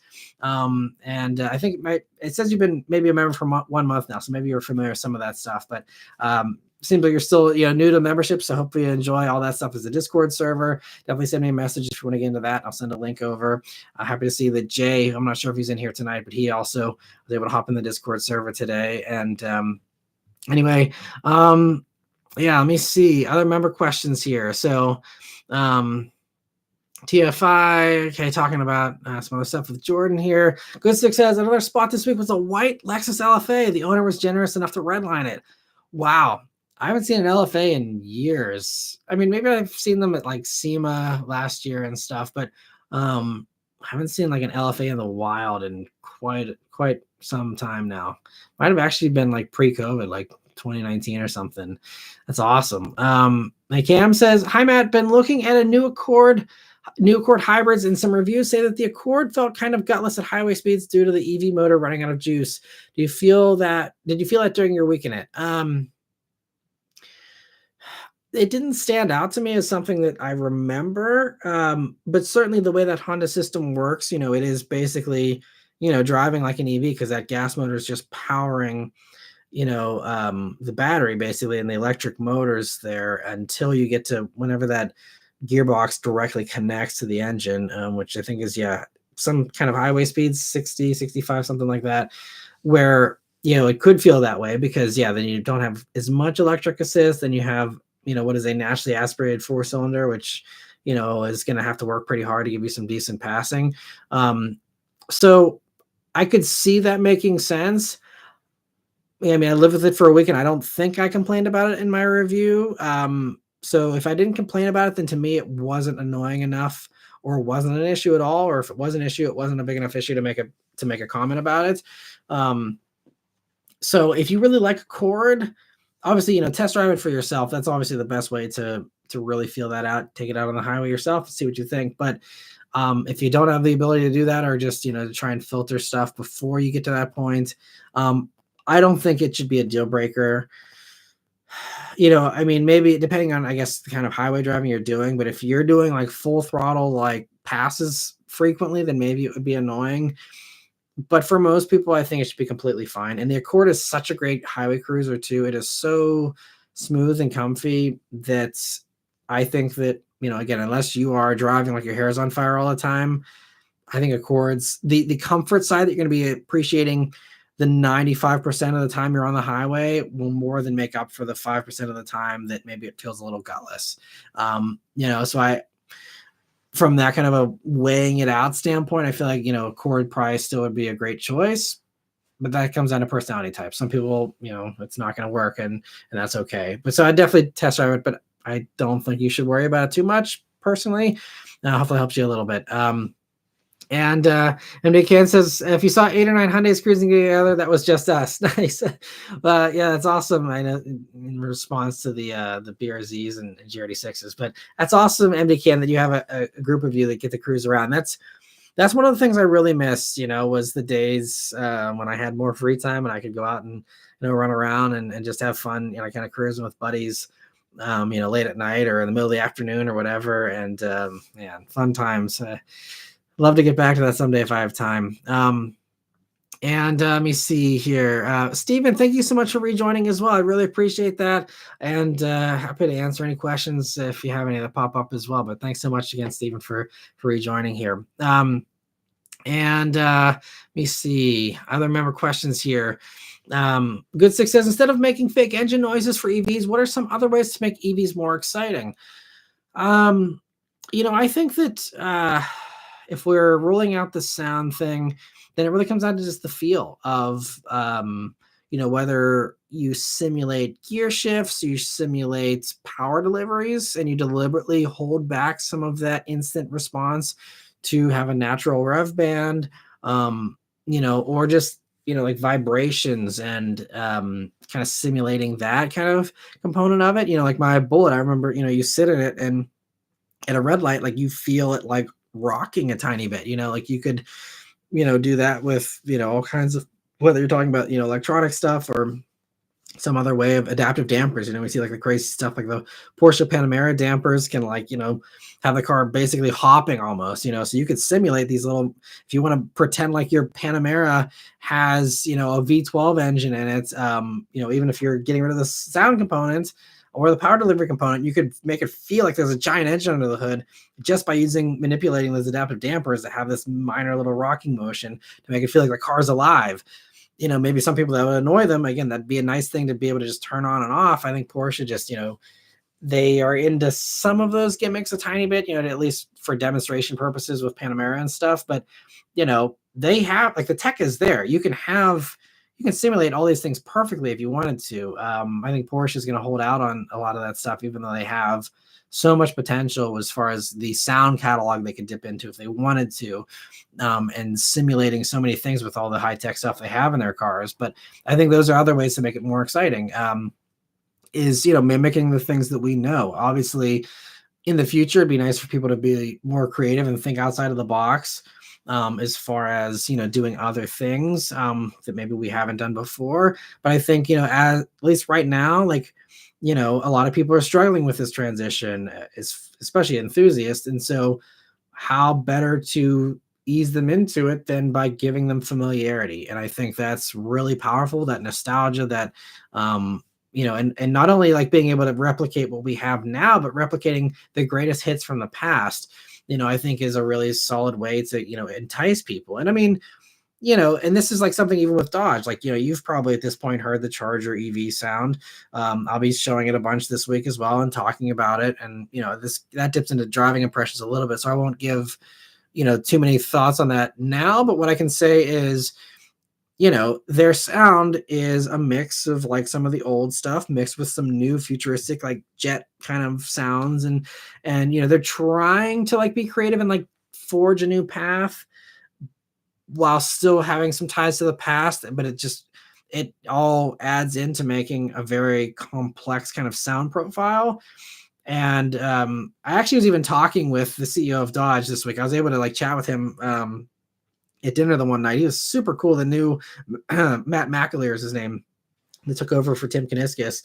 I was very fortunate. Me and a couple other journalists were chatting with him for like an hour the last night, the last dinner before I flew home from the Charger trip, and talking about like always us journalists are like, oh, like you should do this or you should do that, and they're very kind to indulge us in all of our stupid rants and stuff. But talking about this being a thing of like why, well, what's holding you guys back? If it's just a speaker essentially, why not bring in all these other things? That's kind of one of the cases we were making was like, if people are upset about Hellcat going away, why not simulate Hellcat just directly, like record a Hellcat, upload that MP3 file and run it, like especially if companies are looking for ways to add in DLC and add in all these other subscription things, is, you know, the word that gets these car companies all excited these days. Like, you know, if you're talking about stuff like, why not do DLC the way people are used to DLC, of adding content, adding stuff that is fun, not adding in heated seats that are already installed in the vehicle, but like, you know, adding in fun new things and customization that people otherwise couldn't get. And you know, and so I mean, we'll see. You know, obviously these executives aren't going to, you know, tell us any future plans. That's like the rule number one, is like, we won't talk about future product. But you know, we were making the case for this stuff of like, you know, amp up these things, you know, that some people say the cheesy factor, but like, you know, give people the option. You don't have to have it sound like these things, but say like, here it is in the menu system. You can have it sound like whatever you want, knock yourself out, you know. I think there's some potential there, in my opinion, but we'll see what happens. But that is one other little side thing. This is, I mentioned that, like, I have to say, I didn't know anything about the new Dodge CEO. You know, I loved Tim Kuniskis. He was one of my favorite CEOs, just because he is another very blunt person who tells it like it is. And I always admired that about Tim, watching him, you know, lead Dodge for, what is it, over a decade. And I didn't know anything about the new guy. And I have to say, he's a really cool guy. Getting to chat with him again for like an hour, you know, this past week. He is super cool, and like, chatting with him gave me a lot of optimism also for the future of Dodge. Obviously, Stellantis is the parent company, and you know, that's going to unfortunately affect Dodge, you know, one way or another. We'll see what happens with Stellantis in general. But as far as Dodge and Dodge's leadership, and you know, I know a lot of really brilliant people in Stellantis, and I think that now, knowing this new CEO is a really, you know, smart guy, really cool, and enthusiast that, you know, gets it. You know, again, it's going to be tough. He gave a really great speech about, you know, this transition, and I'm not even going to try to regurgitate it because I won't do it justice. But it really left me with an impression like, you know, these guys know they're going to take a lot of heat, but they have a vision for the future. I think what they're saying makes a lot of sense, and I think that they're going to be okay, again, as long as Stellantis doesn't screw them, you know, or something like that. But you know, I think Dodge is in good hands, is I guess my way, because I was unsure about, you know, with Tim leaving, you know, what's it going to be like, who's running the ship now, and thankfully I think that they're in good hands. So unsolicited 2 cents there. But anyway, we'll move on here. I promise we'll try and get through these questions. I'm gonna be as concise as I can be here for the last half an hour of the live stream here. Sud Muffin, thank you so much for super chat. He says, are you looking forward to the new Beast if Trump decides to update the presidential car? Also, what's your favorite past presidential vehicle? I don't know if I have a favorite, honestly. Yeah, I don't think I have a favorite. Obviously, the most memorable one, I think, to a lot of people is the Continental that, you know, Kennedy got shot in. I've seen that car in Dearborn. It's really wild to, you know, see that actual car there. But I don't think I have a favorite. As far as the Beast, I just hope it continues to be a Cadillac, because I think they did a pretty good job with, you know, the last one here. But we'll see what happens. Yeah, I don't know. I haven't even thought about that, honestly. But it'd be cool to see some kind of new thing. I just hope it's not like some tank. I hope they keep it as a sedan, you know, just a traditionalist in me. It'd be nice to see, you know, a sedan continue, even though the Beast is, you know, kind of a sedan as a stretch as far as, you know, how gigantic that thing is. But I'd love to see a sedan still. And Milton, thank you so much for the very generous super chat. So they said, I followed you since 2016 when you used to review older STIs and muscle cars. Seeing your reviews drove me to buy an SS1LE and then 2 Shelby GT350s I had to sell, sadly. In the market for a cheap toy, what do you think of the LS2 GTO? I love those cars. They did a review of a GTO, you know, many years ago, probably 2014, 2015 now at this point, is when I did that.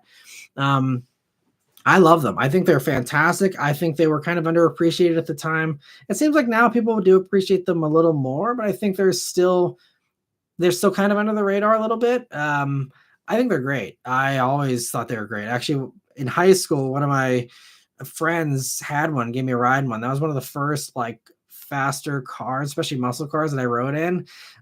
His was just like he had a loudmouth exhaust on it, but other than that, it was stock, and it was the 04, I think. So it was the the year when it had the most bland styling, and before it got all the other cool enhancements. But I always love those GTOs. I have a soft spot for them. Obviously LS2, I mean, it's bulletproof. You can't really go wrong. I think they're fantastic. If you want something cheaper, I didn't realize they were actually getting cheaper. So that's great. Absolutely. If it's a good price, sounds like a fantastic idea, in my opinion. I love those cars. Totally. I also love G8, Chevy SS, all those fantastic platform, really, bulletproof cars. Obviously interior is not going to be amazing. It's got that, Australian kind of dated stuff that's, they just didn't bother to update. But if that doesn't matter to you, absolutely go for one of those things. I think that's a great idea. Obviously test drive it. I mean, it's not for everyone. I remember the GTO had a very heavy clutch, but sounds like that's something, you're probably familiar with, maybe from past muscle cars. I think, that's one thing you'll see though, is like SS, Camaro and Shelby's both had lighter clutches, a little easier to drive fast. GTO is a little more old school and, a little more muscle, a little more skill required. You don't have quite the advanced level of, ESC and stuff. So a little more raw. If that's, something you're, comfortable with, absolutely. GTO sounds like a great idea. And thanks so much for following for, almost 9 years now. I really appreciate the support all these years, and happy that the videos have been a good source of entertainment and maybe a little bit of help and advice as well. So that's awesome to hear. Thanks so much, Milton. And I really appreciate the support. Jordan, thank you for a super chat as well. He says, if we go full EV hybrid, who controls ICE? So as far as, I'm not sure what you mean by who controls it. I mean, I guess, if things get fully electrified, it'll come down to, demand for gas. And obviously that will, have a natural contraction that'll happen. Obviously gas will stick around, but like anything, whenever the demand starts to drop, then you have less availability, and it'll, eventually get to a point where it's, a little harder to find. And, it's going to just kind of do that natural thing you see for anything else that's kind of phased out. But again, we're talking decades before any of that kind of stuff happens, in my opinion. 2050 at the earliest, before you see any real dent in, I guess ICE adoption or, a commonplace stuff. I mean, it's, again, the average car on the road is 12 and a half years old. So tack on 12 and a half years before any of this new stuff I'm covering this year, becomes an affordable used car for the average person. So, that's how many years we have before any of this stuff, gets commonplace. And Rafi, thank you so much for being a member for 26 months now. I really appreciate that. He says, hey, Matt, just popping by. I recently rewatched Transformers, and wow, what a good job they did. Also brought back all the Camaro memories. That's awesome. I have actually never watched, I think I've never actually seen Transformers all the way through. I've certainly seen clips of it. I don't know. To me, just I wasn't into it at the time when it came out. It just wasn't just was one of those things. There's so many like iconic movie series that I haven't seen, and people always like don't know what happened. That I am this way, that I've missed out on so many awesome movies. But I've not, I don't think I've actually really seen too much of the Transformers stuff. Obviously I know the cars, Bumblebee and all that, but it's glad you enjoyed it though. Like there's some days where I dream about having the time to rewatch all those movies up there, because that's even a far-fetched dream for me at this point, just being so busy as a dad, and just this channel and all that. So but yeah, that's awesome. Glad you're able to enjoy that. And let me see here, and getting back to the member questions. Where were we? So MD Can says, hey, Matt, huge weekend for me. First off, Lando won in Abu Dhabi. McLaren got the Constructors Championship, but better yet, I had gotten 9 members of the North Club PA to cruise out with me to New Jersey. That's awesome for a KDM meet. 4 others showed up, and I met all of them and had an absolutely incredible time. If you would like to see some pics, I'll send them to you. Absolutely. I'd be curious to see everyone's setups there. And that's awesome. Glad you had a great weekend. I don't follow any of the motorsport stuff, so I was unaware of any of that, but that's awesome. And glad you had a great time. And Ben Allen says, I'm surprised you weren't at the Charger event. I was at the Charger event. Maybe it didn't seem like that online. I didn't post a YouTube video because I'm not a big fan of the pre-embargo videos that everyone else does. For me, I don't want to me I want to have a one-stop shop. It's better for evergreen stuff too. All these videos are designed to be evergreen, and like, you certainly can get more views that way because you have a bunch of the people that are really excited and they want to see everything, and they're fine, watching two separate videos, one that doesn't have driving impressions and one that does. But to me, it's just extra stuff that I don't think needs to be put out there. I already did a full in-depth tour of the Charger, both the two-door and the four-door, that was not at this event. I'm still, I think, one of only a handful of people that have actually like gone hands-on with the four-door car. And I did that back in March, April. And I posted that. And my video from April is the same coverage as everything everyone has just posted, I guess, this week, is pre-embargo stuff before the drive impression stuff comes out on the 12th. So I mean, I did that 6 months ago, so I guess that's why I also didn't feel the need to post any YouTube content on it. I did post an Instagram post on it, and yeah, I was there. I'm very thankful that Dodge invited me to that. But Austin says, I don't see any administration letting BYD into the US. We'll see. I mean, I guess we'll just have to see. I thought that Trump said he was open to the Chinese doing stuff if they made their cars in the States. Maybe that has changed. Maybe he didn't mean that. He's had changing viewpoints on stuff. So I don't know how to make heads or tails of that, but we'll see what happens. Luke says 2024 was a very mixed year for me. My grandmother passed. My girlfriend broke up with me, but I've made the most money I've ever made in my life, had a great vacation, and my home got renovated. Well, at least it wasn't all bad. Sorry to hear about, you losing your grandmother and your girlfriend there. It's been a tough year for me too, if I'm honest. I mean, I sold the Bullet, and that's something I never wanted to do. That car was a keeper for life. It's been a tough year for me. I mean, again, this second half of this year has certainly been better, from, views standpoint, earnings standpoint has certainly been a little bit better, but, I still don't know where the channel's headed. And so it's been a little bit of a rough year.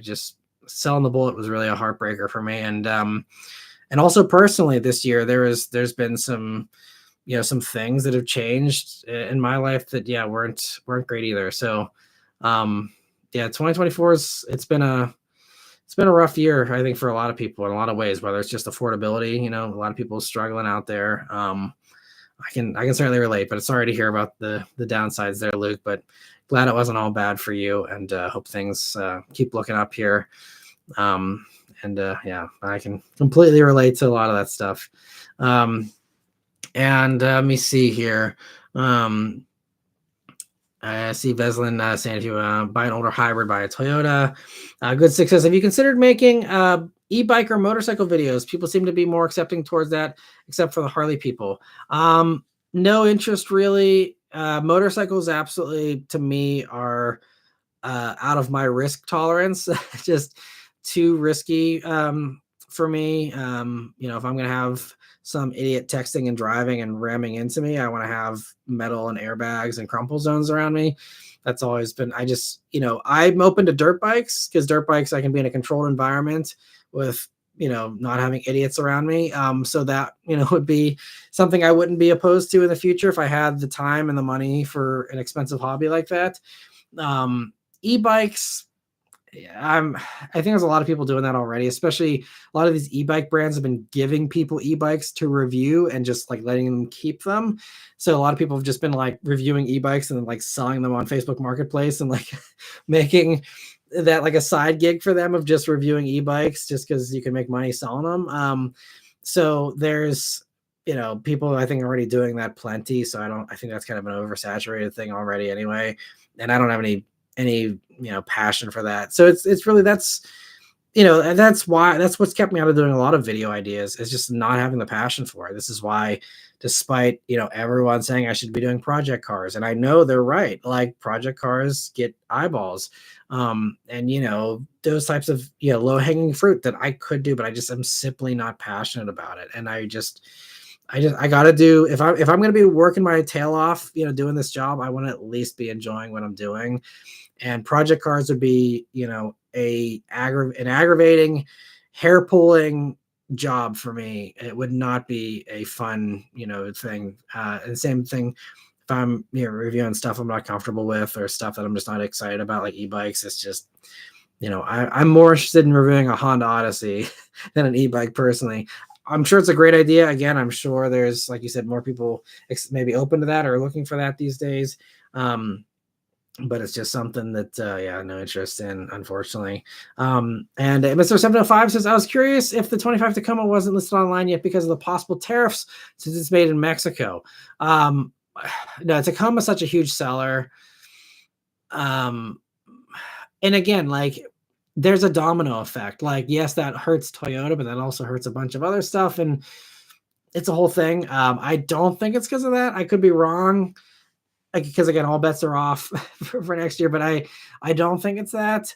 Because I think, like, you know, Mustang Mach-E, that's made in Mexico, and they're already got their 25s out as far as the plan and the pricing and all that.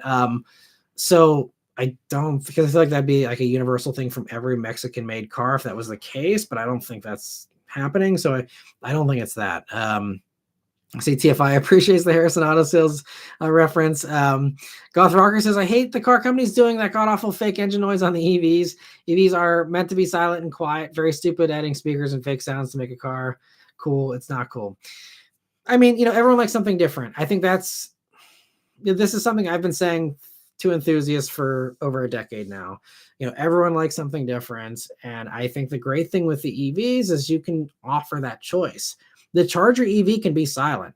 You can go into the screen and turn it off and have it be completely silent and have it be as noisy as a Tesla, if that's what you want. So no one loses. Like, if that's what your take on it, then absolutely, like, you know, you never have to deal with the sound of the Charger in your Charger. Or in anything for that matter. All of these things have an off button, all of them. So there is no forcing fake engine noises on anybody, aside from, I guess, the public. If you are the one driving the Charger and you want to blast that to everybody, you know, that's the only thing. But I was talking to another car reviewer about this. I don't know if they have publicly, like, talked about this, so I'm not going to I'm not going to say who it is, but I was talking to another car reviewer here on the Charger event this week, and me and them were both going back and forth. I'm like, I would rather have sounds than silence, or at least give people that option. And they were like, no, like, same opinion as you, Goth Rocker. They're like, it's terrible to have the sounds. They should not have sounds. They should be silent. I'd rather have silence, and that's it. And I mean, that's fine if that's what people want. But again, it doesn't hurt for a car company to upload an MP3 file and have a button to turn it on. Like, that seems completely harmless to me.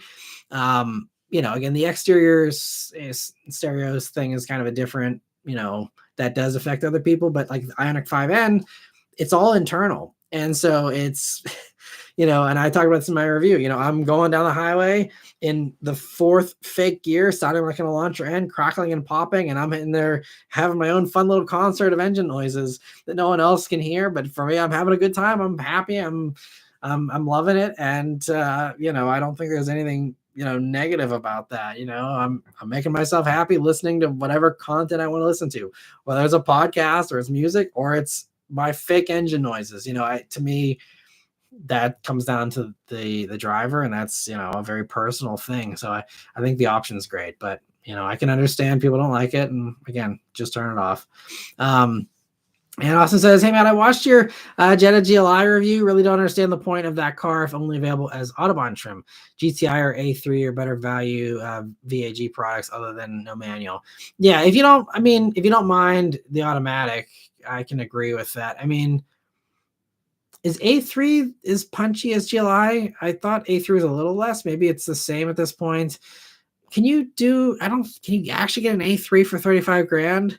Maybe a used one, but I mean, I still think there's a case to be made there for it new, because, you know, you get 35 grand, you get, you know, cooled seats, all these things that maybe you get in a loaded A3, but loaded A3 is not 35 grand, you know? So I don't know if I agree on the value there. You know, used, absolutely. If, you know, A3 depreciates faster, maybe, but I think Jetta depreciates pretty fast too. GTI, absolutely. You know, I think it's still kind of a little bit more sorted. You know, it's a little sportier for GTI. So if you don't mind, going for the DSG. I think GTI certainly drives better than GLI, so I can appreciate that one for sure. But Autobahn GTI gives you a few more things, head-up display, bigger screen and stuff, but like that's 40 grand versus 35 for GLI. So like to me, I talked about this in the video. I think there's a real strong value for GLI at that price point because again, GTI can't match it, A3 can't match it on content, on power, on they're all going to be more expensive, so if there's any discount to be had, to me that makes a car worthwhile, just offer that to people, since again everything is going up in price. I'm like, yeah, Autobahn is not ideal to just have only that trim. I agree with you. I wish they had a cheap one, but again, as we've seen, 35 grand still undercuts WRX, is barely more than SI these days, and everything else. I don't think it's too bad. I think they've actually did a pretty good job on the pricing for GLI. And who knows, maybe they'll bring back the base one someday if there's enough people complaining about it. I'm assuming they still have the access to those suppliers and, make the cloth seats and stuff. Probably not that hard to delete features, so they probably could bring it back if there's a lot of, people that are requesting it. And that's one of those things where you got to, go online and either, reach out to the corporate or reach out to your dealer and say, hey, I'd love a GLI, but I see you only have Autobahns. Please, pass the word on that I would really like to see a cheap one or something like that. You got to try and send those messages because dealers do talk to the OEMs and, these dealer conventions and just, their means of communication that they normally have throughout the year. They can say, hey, look, like, put pressure on dealers. This is how, Lexus TX happened. Lexus dealers were begging and pleading for a giant 3-row, crossover for years. Then Lexus finally was like, okay, yes, this is a good idea. And now they're selling like crazy. And it's no wonder, dealers were right on that. So I think there's some cases where you can kind of request those things and hopefully, make some progress. But Cam says, have you ever reviewed a second gen Acura RDX? It had the V6 and the Beat Grill. No, never did that generation. Probably a decent car to review. I think Harrison Auto Sales gets them in from time to time. That's one I wouldn't mind doing. I actually considered that. I think they got one in not too long ago. I was just far too busy to drive out and film it because I just have no gaps in my schedule right now. But yeah, that's one of the ones I'd like to review because my TLX video did pretty decent, for the prior gen. My Acura TL review did pretty decent.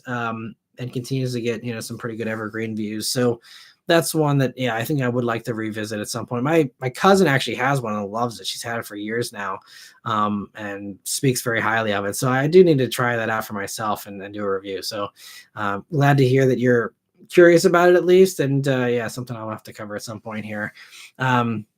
And I see Paul says, hi, Matt, today's my birthday. I enjoy your honest and enthusiastic reviews. I appreciate that, Paul, and happy birthday. Hope you've had a great one and hope it ends with a good finish here. So, yeah, but thanks for stopping by on your birthday, Paul. I appreciate that, and I hope you have a great year ahead. And I see MD Can says, you're doing great, Matt. Keep up the good work. I appreciate that, man. I really appreciate the support. And, it all comes down to, the viewership is what keeps the channel going. Without you guys, I wouldn't be doing this. So I have all of you to thank entirely for this very, very fun, fortunate life that I have for sure. And you see, Super Steve says, hey, Matt, since you drove the Ioniq 5N, do you think you would go for that after the lease for the Mach-E ends, since you can get some of the throwbacks as the Bullet's sold? It's just going to be really expensive. Honestly, I cannot afford a 65 grand car. Used, maybe, but I like having a new car warranty. And it's also a little extreme for Beth. I don't think she'd want something that fast. And she also doesn't love the styling of the Ioniq 5. Because, like, honestly, back whenever, it was available whenever the Mach-E, when we were buying that in 2022, and I was, if it was me personally, I might have gone for the Ioniq 5. It was, Mach-E certainly has some nice improvements over Ioniq 5. Back then, you didn't get wireless CarPlay, and I can go through the whole shopping process, but I won't. But, we ended up on Mach-E, but I really like Ioniq 5. We will see how things play out in 2026. I think we're going to be looking at a very different car market, by that point in time. There's going to be so many new EV options, coming online by that time. A lot of really new I think all of Toyota's range extender plug-in hybrid stuff's going to be coming out around then. Lots of different options. We also are going to have to see how our driving style changes, because I think we've noticed in the past couple of months we're driving a lot more. Our daughter's in more stuff now, more activities.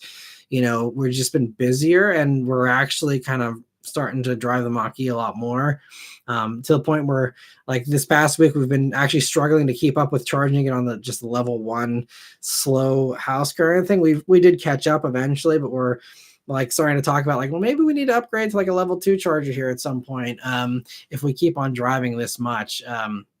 It was just the way this week ended up kind of working out with a lot of miles. But so we'll see what ends up happening. Maybe if we end up doing a bunch of road trips and the charging network falls apart in the next few years due to maybe lack of support or something, maybe we look at a plug-in hybrid instead or something.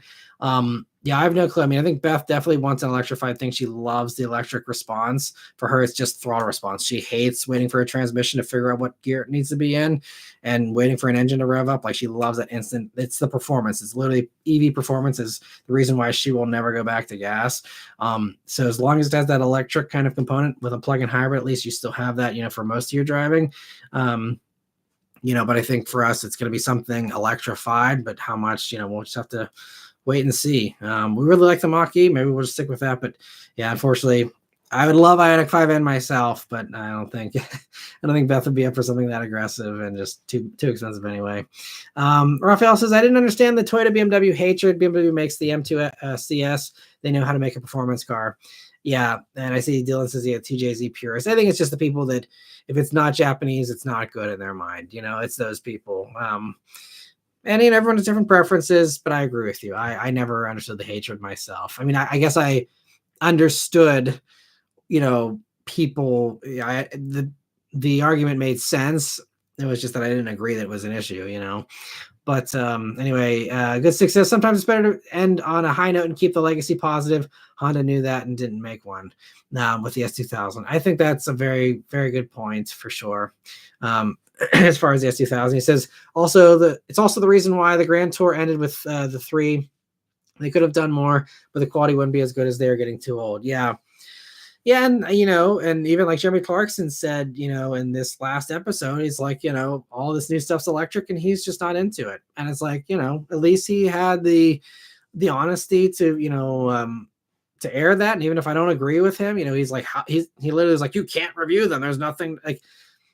I think that to me, as much as I love Jeremy Clarkson, it was kind of the signal that, like, he's ready to be done with this. If he can't evolve with, this stuff, and he can't figure out how to review an electric car in a fun way, when there's lots of fun electric cars and there's lots of fun ways to do it. It's just a lack of creativity and just for him, just, the will to just, they're getting old. They don't want to do it anymore. And I totally can respect that. They've given us so many amazing things over the years, content wise. And, it's sad, that they can't keep on going, but no one lives forever. And everyone gets to a point where they've just had enough. And that's, where they've gotten to. And it's, it was kind of sad though to hear him say, like, you can't review an electric car. And I'm like, I had a blast in the Ioniq 5N. I don't agree with him, but it's okay. We all don't have to agree. But let me see. Good Stick says Nissan didn't really care and tried to milk the New Z to death, and no one's buying one. As far as our discussion from probably an hour ago at this point, yeah. MB Can says Elantra Ns are fun as heck. As a Kona N owner, it's an unbelievably fun car for being a Hyundai. I agree. He says road car enthusiasts don't care about depreciation on Hyundai. I mean, yeah, if you have the fun you have, then I see Elijah's talking about not holding their value well. I mean, I don't know. Ends seem like the Hyundai N stuff seems like it does hold its value well. Maybe it's different in other parts of the country, but like, every once in a while, every 6 months or so, I'll, look up prices for Veloster Ns, because I still love the Veloster. Like, that was the OG one, and it was so good, even the very first iteration.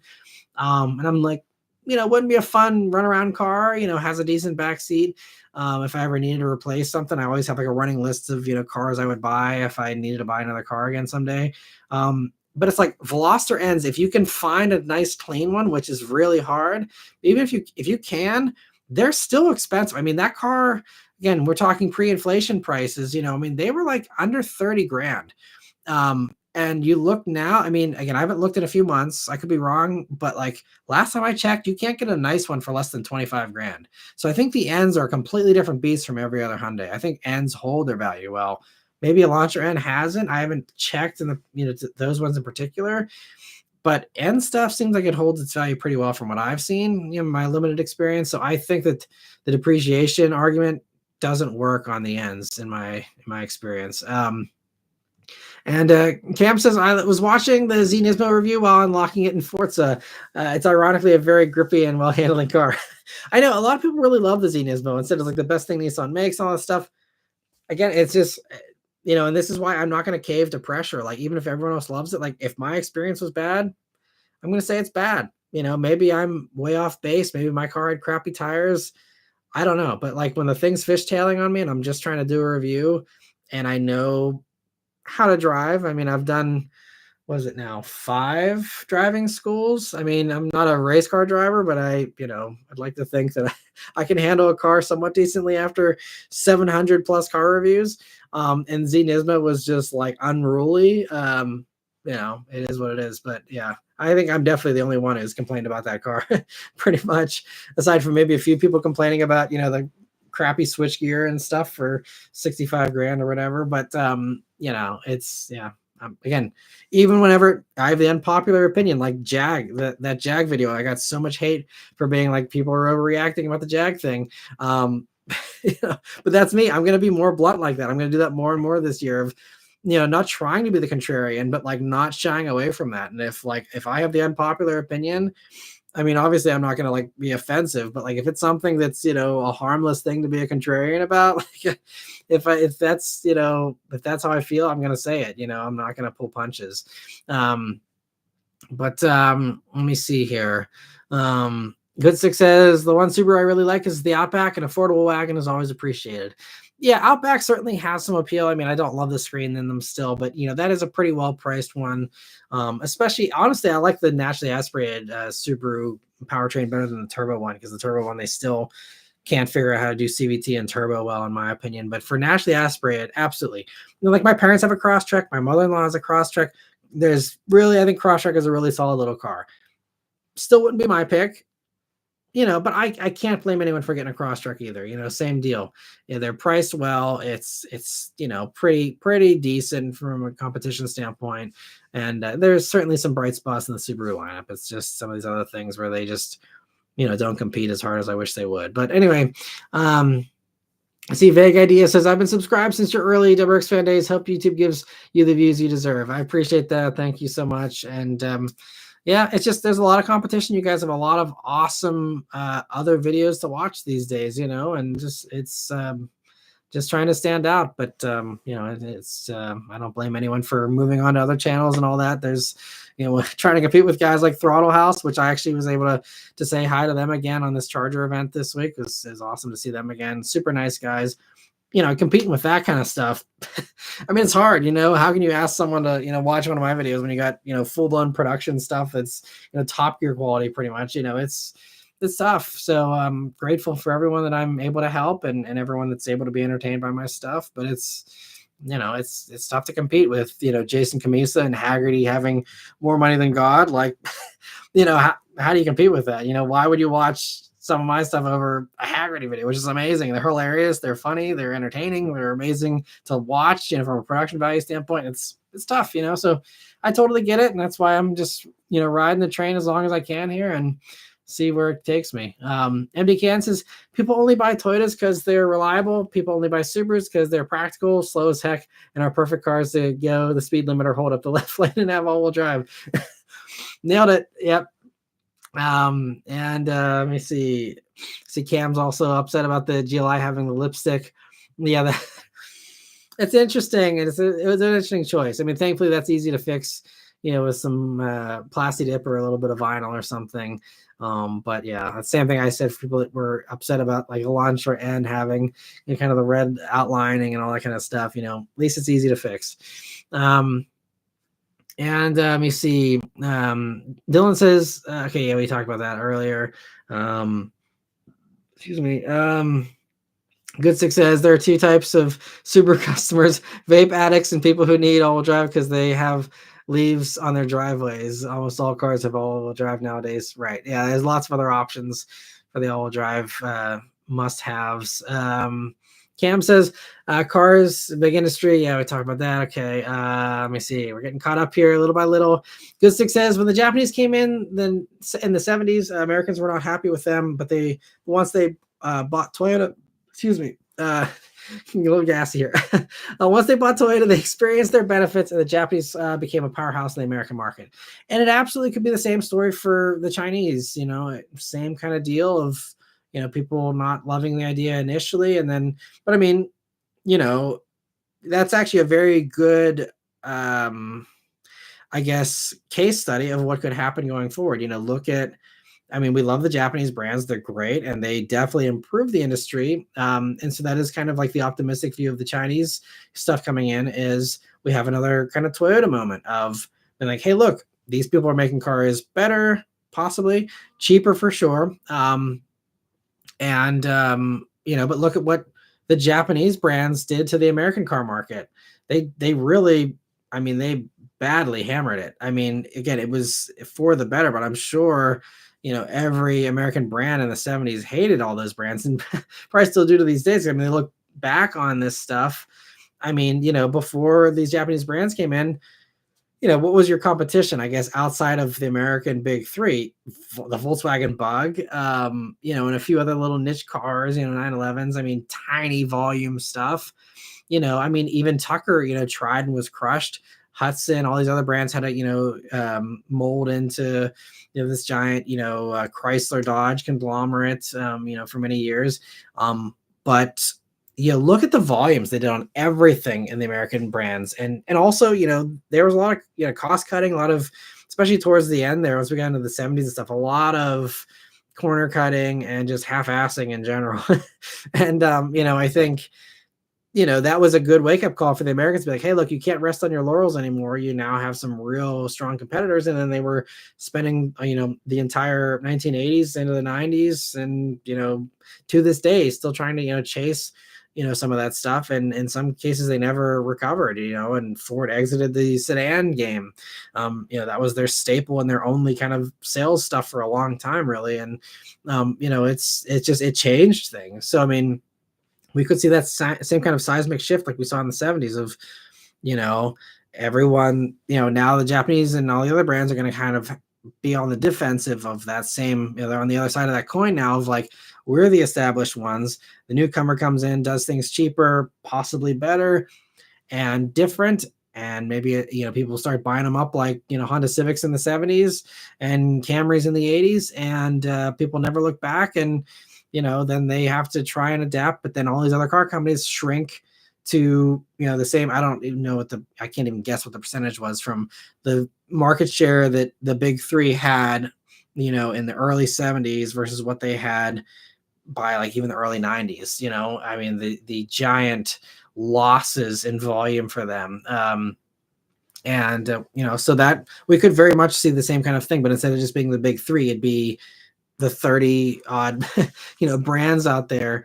And I think that's why, Farley and others are talking about consolidation, because, the American brands, they struggled, and they even had to have the bailouts and all this stuff eventually, but like, they made it through, but not without losing a few brands, GM losing brands, Ford, losing brands. There was some cuts that had to be made. And, now imagine, 20 or 30 brands from all these car companies, and them having to merge, and them having to, some of them just cut out and bail. And you think Mitsubishi has a future if, China comes in and crushes the tiny little bit of a sliver of a hope that Mitsubishi's hanging on by here in the States? Do you think Nissan has any chance? All these brands that are now struggling, Stellantis, do you think they're going to have a chance? I mean, the healthy brands are going to struggle. Ford's shaking in their boots. Toyota's going to be nervous about it. You have some brands that are going to be rough, but I think they'll be okay. But there's going to be a lot of stuff that drops off if it's just, again, like no protection on any of those legacy brands. That's what we're going to see. We're going to see, I think, so funny how we're seeing like the 1970s in a lot of ways kind of all over again. And I think that's another example of that. History might be repeating itself in another way here. And Dylan says, regarding brands trying to go more upscale, do you think it's better to have a separate brand like Toyota or Honda versus Jag and Mazda using their singular brand? It comes down to what your priorities are. If you're worried about chasing volumes, then, having multiple brands so that you can appeal to the masses as well as to the few that are wealthy, I think it makes sense. But then if you are just interested in only appealing, especially Jag, to higher end stuff, then you don't need the masses. You don't care about the masses. You have zero interest in that segment at all, so then it doesn't matter. I think they're all kind of big, that whole JLR group. Land Rover, same deal. Land Rover doesn't care about affordability. They never have. That's the whole point. It's not supposed to be affordable. It's the same thing.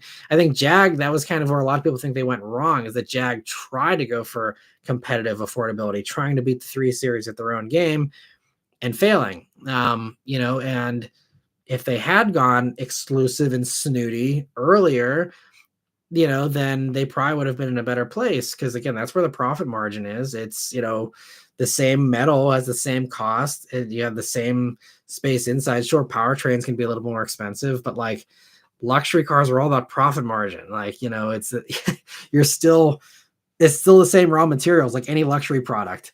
It's still the same raw materials. Sure, you can have finer leathers or whatever the case is, but like it's all profit margin. So I think this is why, again, every car company, if they really take a hard look in the mirror, they'd probably do the same thing and just be like, why are we appealing to the masses? I think some companies, they just want to, or they just want to have that market share. And for some, the volume does make up for, some of the losses elsewhere, or they have their cake and eat it too. Like, Toyota has their Lexus and they're totally fine, to play both sides there. But, I think Mazda is also, kind of in a tricky spot, because I think they are still wanting the mass market sales volume, but they're also trying to do the premium thing at the same time. But like those two things kind of at odds with each other. If things are as common as Camrys, then they're not going to be special anymore. So it's like you can only get so popular with Mazdas before they get too commonplace, and then the whole idea of premium goes out the window, I think. So like there's that kind of thing they got to worry about, I think, a little bit as well. So it'll be interesting to see how that plays out for them. It's a very fun thing to kind of, kick around. But a good stick says, what color do you think is too overhyped over the last couple of years?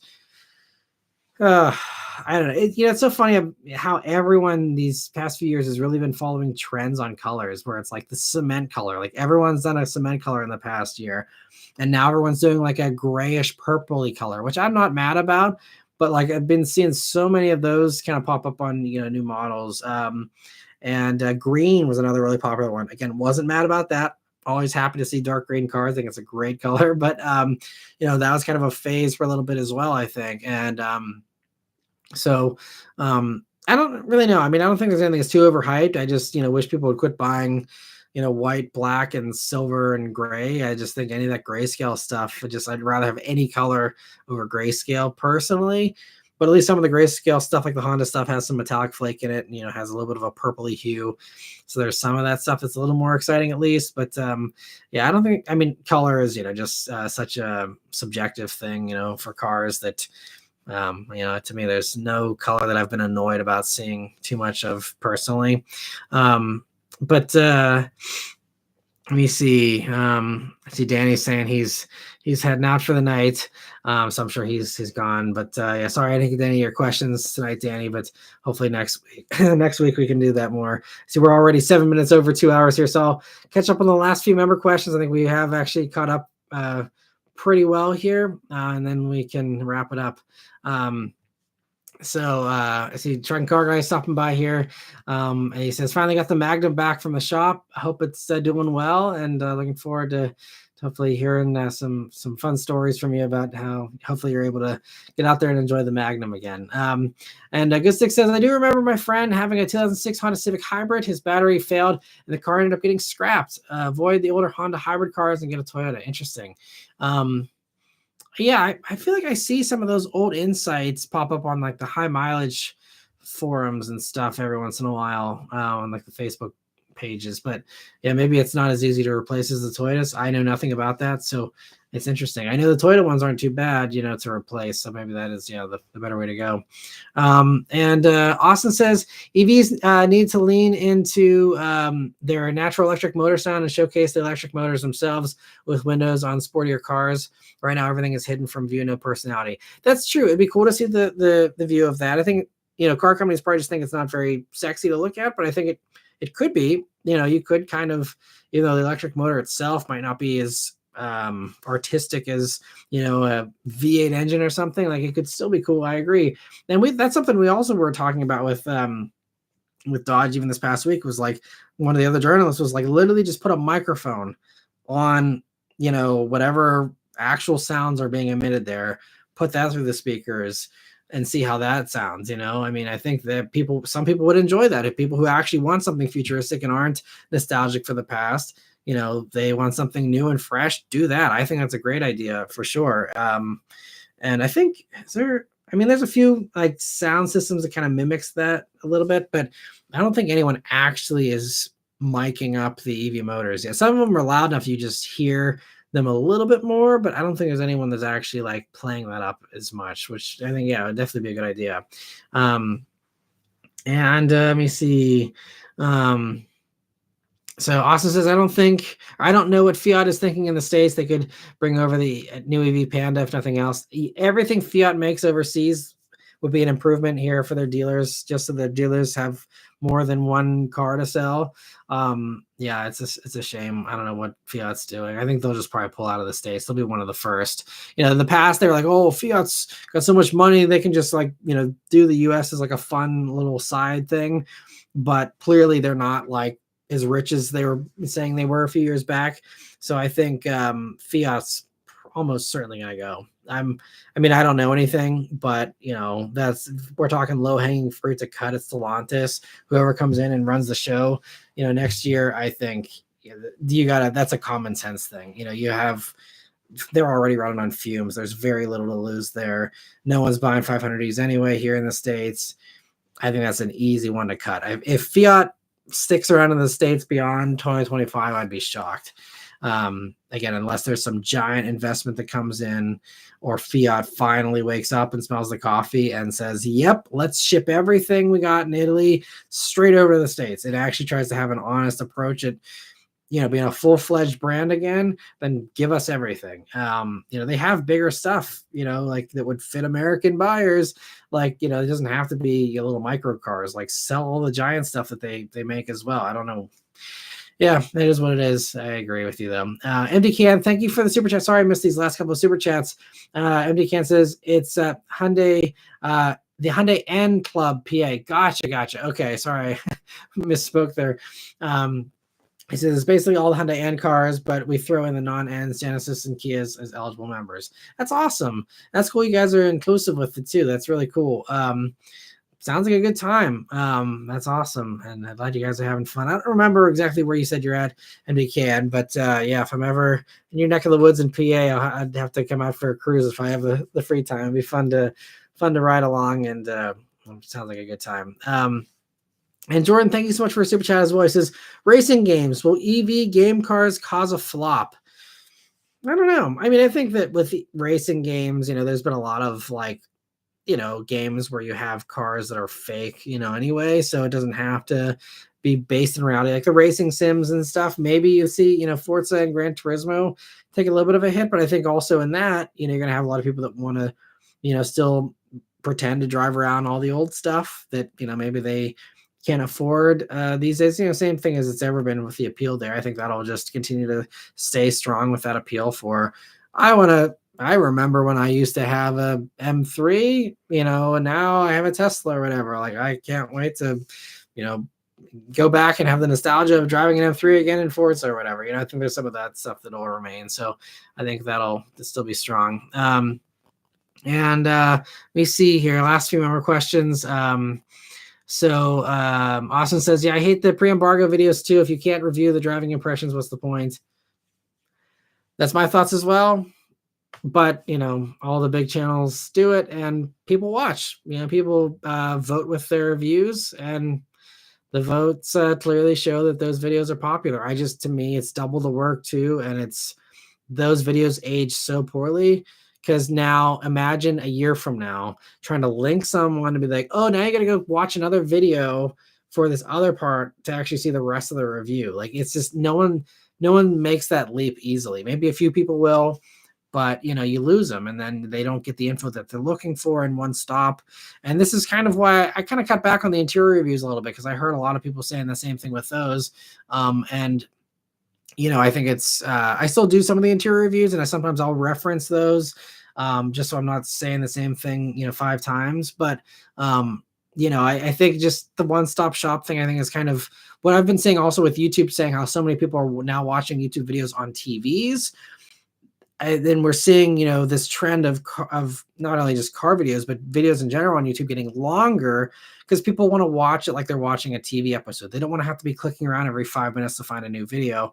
They want to just put something on and have that thing entertain them and hold their attention, just like TV does. So I think that's why we're seeing, videos trending longer and longer. And so, especially when you're on a TV interface, trying to tell someone, okay, now if you want to see me actually drive this car, you have to find this other thing, which may or may not be properly linked in the TV interface, and then trying to figure it out on your phone, or then putting it to your TV, or you want to just click and watch and enjoy and be done, like, in my opinion. So that's why, like, but again, this is part of why my channel probably isn't as successful as some of the others, is I just refuse to follow some of these trends that I think are just not good ideas, in my opinion.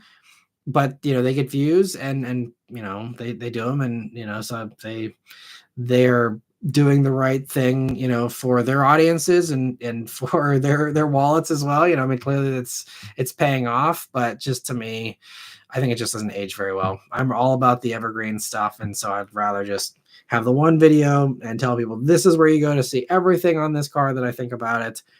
End of story. It's nice and simple that way. And Jorge, thank you so much for last super chat of the night here. I really appreciate that. And thanks so much for stopping by, Jorge, as well. Great to see you here. And yeah, I think we have pretty much caught up. Antonio, thanks for stopping by. He says, hey, Matt, a month after purchasing our 2025 Camry SE and loving it, plus amazing MPGs. I'm glad you're liking it, and that's awesome. I'm so glad that it's been treating you well here. And Steven says, hi, Matt, I appreciate your email in regards to helping me purchase a 2024 RAV4 Hybrid. Have you ever experienced buyer's remorse? Not possible since your job is to review cars. Personally, yeah, I've never had buyer's remorse. Thankfully, I guess. Yeah, yeah, I've always been happy with everything. I mean, I think I experienced a little bit of that with the BRZ. When I first bought it, I said I wasn't in love with it yet. I did grow to love it eventually. That was kind of, something I was just excited for as a Subaru fan back then. And I think, I was just kind of the transition period of coming out of something that had more power with my Legacy GT. Going into that car, just, was something that was a little bit of an adjustment for me. But that's probably the closest I've ever gotten to actual buyer's remorse. I mean, the Mini also was disappointing. I still love that car, so I'm happy that I experienced that.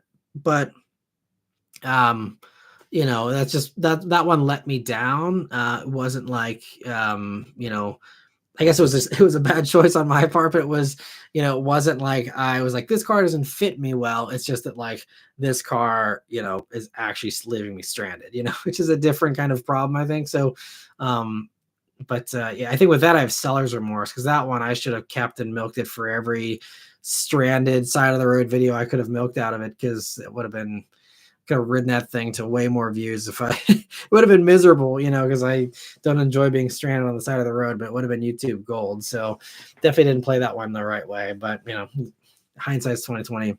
Anyway, MD Ken says, all right, Matt, gotta hit the hay. Good night. Have a great time talking with you as usual. Yeah, it was great chatting with you guys as well. Totally agree. I gotta head out here soon too. But Spike Money says, GLI rev hang worse than SI? No, I think SI is actually maybe a tiny bit better, but I usually, like, rev hang is usually a pet peeve for me, and GLI didn't bother me with that. I've seen some other people complaining about that. To me, it wasn't an issue. It was easy to rev match that car. It was, because it doesn't have auto rev matching. I was able to easily rev match. At least the SI has the auto rev match to kind of avoid some of that issue. But I think this new Gen SI, they really fixed the rev hang. So I never had an issue with that in the SI. I also didn't have an issue with it in the current GLIs. So, yeah, to me, it's a non-issue in either car. I don't think there's really any distinct advantage between the two, though. Hopefully it helps you a little bit. I know it's probably the opposite of what other people might have possibly said, but for me, yeah, it didn't register as an issue in my brain. Let me see. Hyper Shadow says we still need a gaming with Matt stream one day or night. I'd like to do that at some point. Especially, I love to dig out my old video games and fire up Gran Turismo 2 here and go back through my garage that I haven't looked at in 20 years or more, and just looking through all the old stuff there. Probably 25, maybe even approaching almost, probably 25 years for that. But love to do that someday. I appreciate the 100s there. So maybe someday we'll make that happen. It's just, I got to figure out how to do all that. My brother-in-law is actually pretty good with streaming and gaming stuff. So I have someone to help me out with figuring that out. So hopefully someday I'll be able to make that happen for sure. It'd be fun to do. I see Austin says, looking forward to the Junkyard stream some point. Yeah, I still want to do that as well. We've talked in the past about doing a live stream where I just literally walk through a junkyard and just kind of talk about whatever I see off the cuff, very informal. And I'm hoping to do that. At this point, I'll be honest though, I'm so busy and now it's getting cold, so it's not fun to be outside holding a phone up for an hour if it's freezing outside. So I wouldn't expect that till the spring. I'd love to do it sooner. Maybe if we get a warm day or two here in the middle of the winter, I'll try and venture out.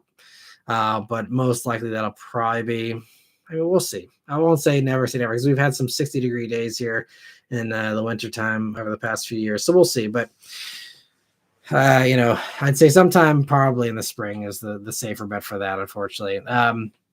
But I see TFI says Cruising USA on the N64. I never got into that game. I always played the arcade version of that. Never played on N64, but that'd be a fun one to play. I do actually have an N64. A friend gifted me that, but I have yet to use it. It's just been collecting dust with everything else that I wish I had time for, unfortunately. Someday, I promise. And Dylan says, if you could build your own Frankenstein, what cars would you pull from? I'll try and answer this quickly here as we're heading out. But I think like a fun Frankenstein thing for me probably would be a GR Corolla in a Civic hatchback body, with the all-wheel drive system retained. Like basically, if I could have GR Corolla powertrain in something with more space, but not overboard, not super big. Basically, Civic hatch would be perfect. I'm trying to think of other modifiers I would add on to that. Honestly, that's probably about as close as I get to perfect as far as something I'd really love and enjoy and I'd love to see. It would be just, a more practical GR Corolla. Because it does have a tight back seat. Hatch is pretty tiny. That's really the main detractors of that car. If that thing had more use, if it was a Civic, with that powertrain, sign me up. Type R is great, but just the all-wheel drive component's missing. And I just really enjoy the GR Corolla motor more than even Civic Type R motor. Civic Type R is faster, obviously, but the GR Corolla just reminds me of those Subaru days. So I'd love that in the Civic packaging, the more conservative styling, the nicer interior. I think that's the perfect one of the perfect cars for me. GR Corolla powertrain in Civic hybrid or Civic hatch. Anyway, so we will end it there. Apologies, I didn't get to too many of the other non-member questions, but we are well over time here at this point. I got to head out here and do the other stuff I have to do tonight. So, but thank you all so much for watching. Have a great week here. Stay tuned for Charger EV on the 12th at 12:01 a.m. So it's going to be a late night watch there. Hope you guys enjoy that here this week. And got lots of other cool stuff here coming for the rest of the month. Going to end the year on a strong high note here. So stay tuned. And thanks so much. Have a great week, everyone. I'll see you guys on the next one. Take care.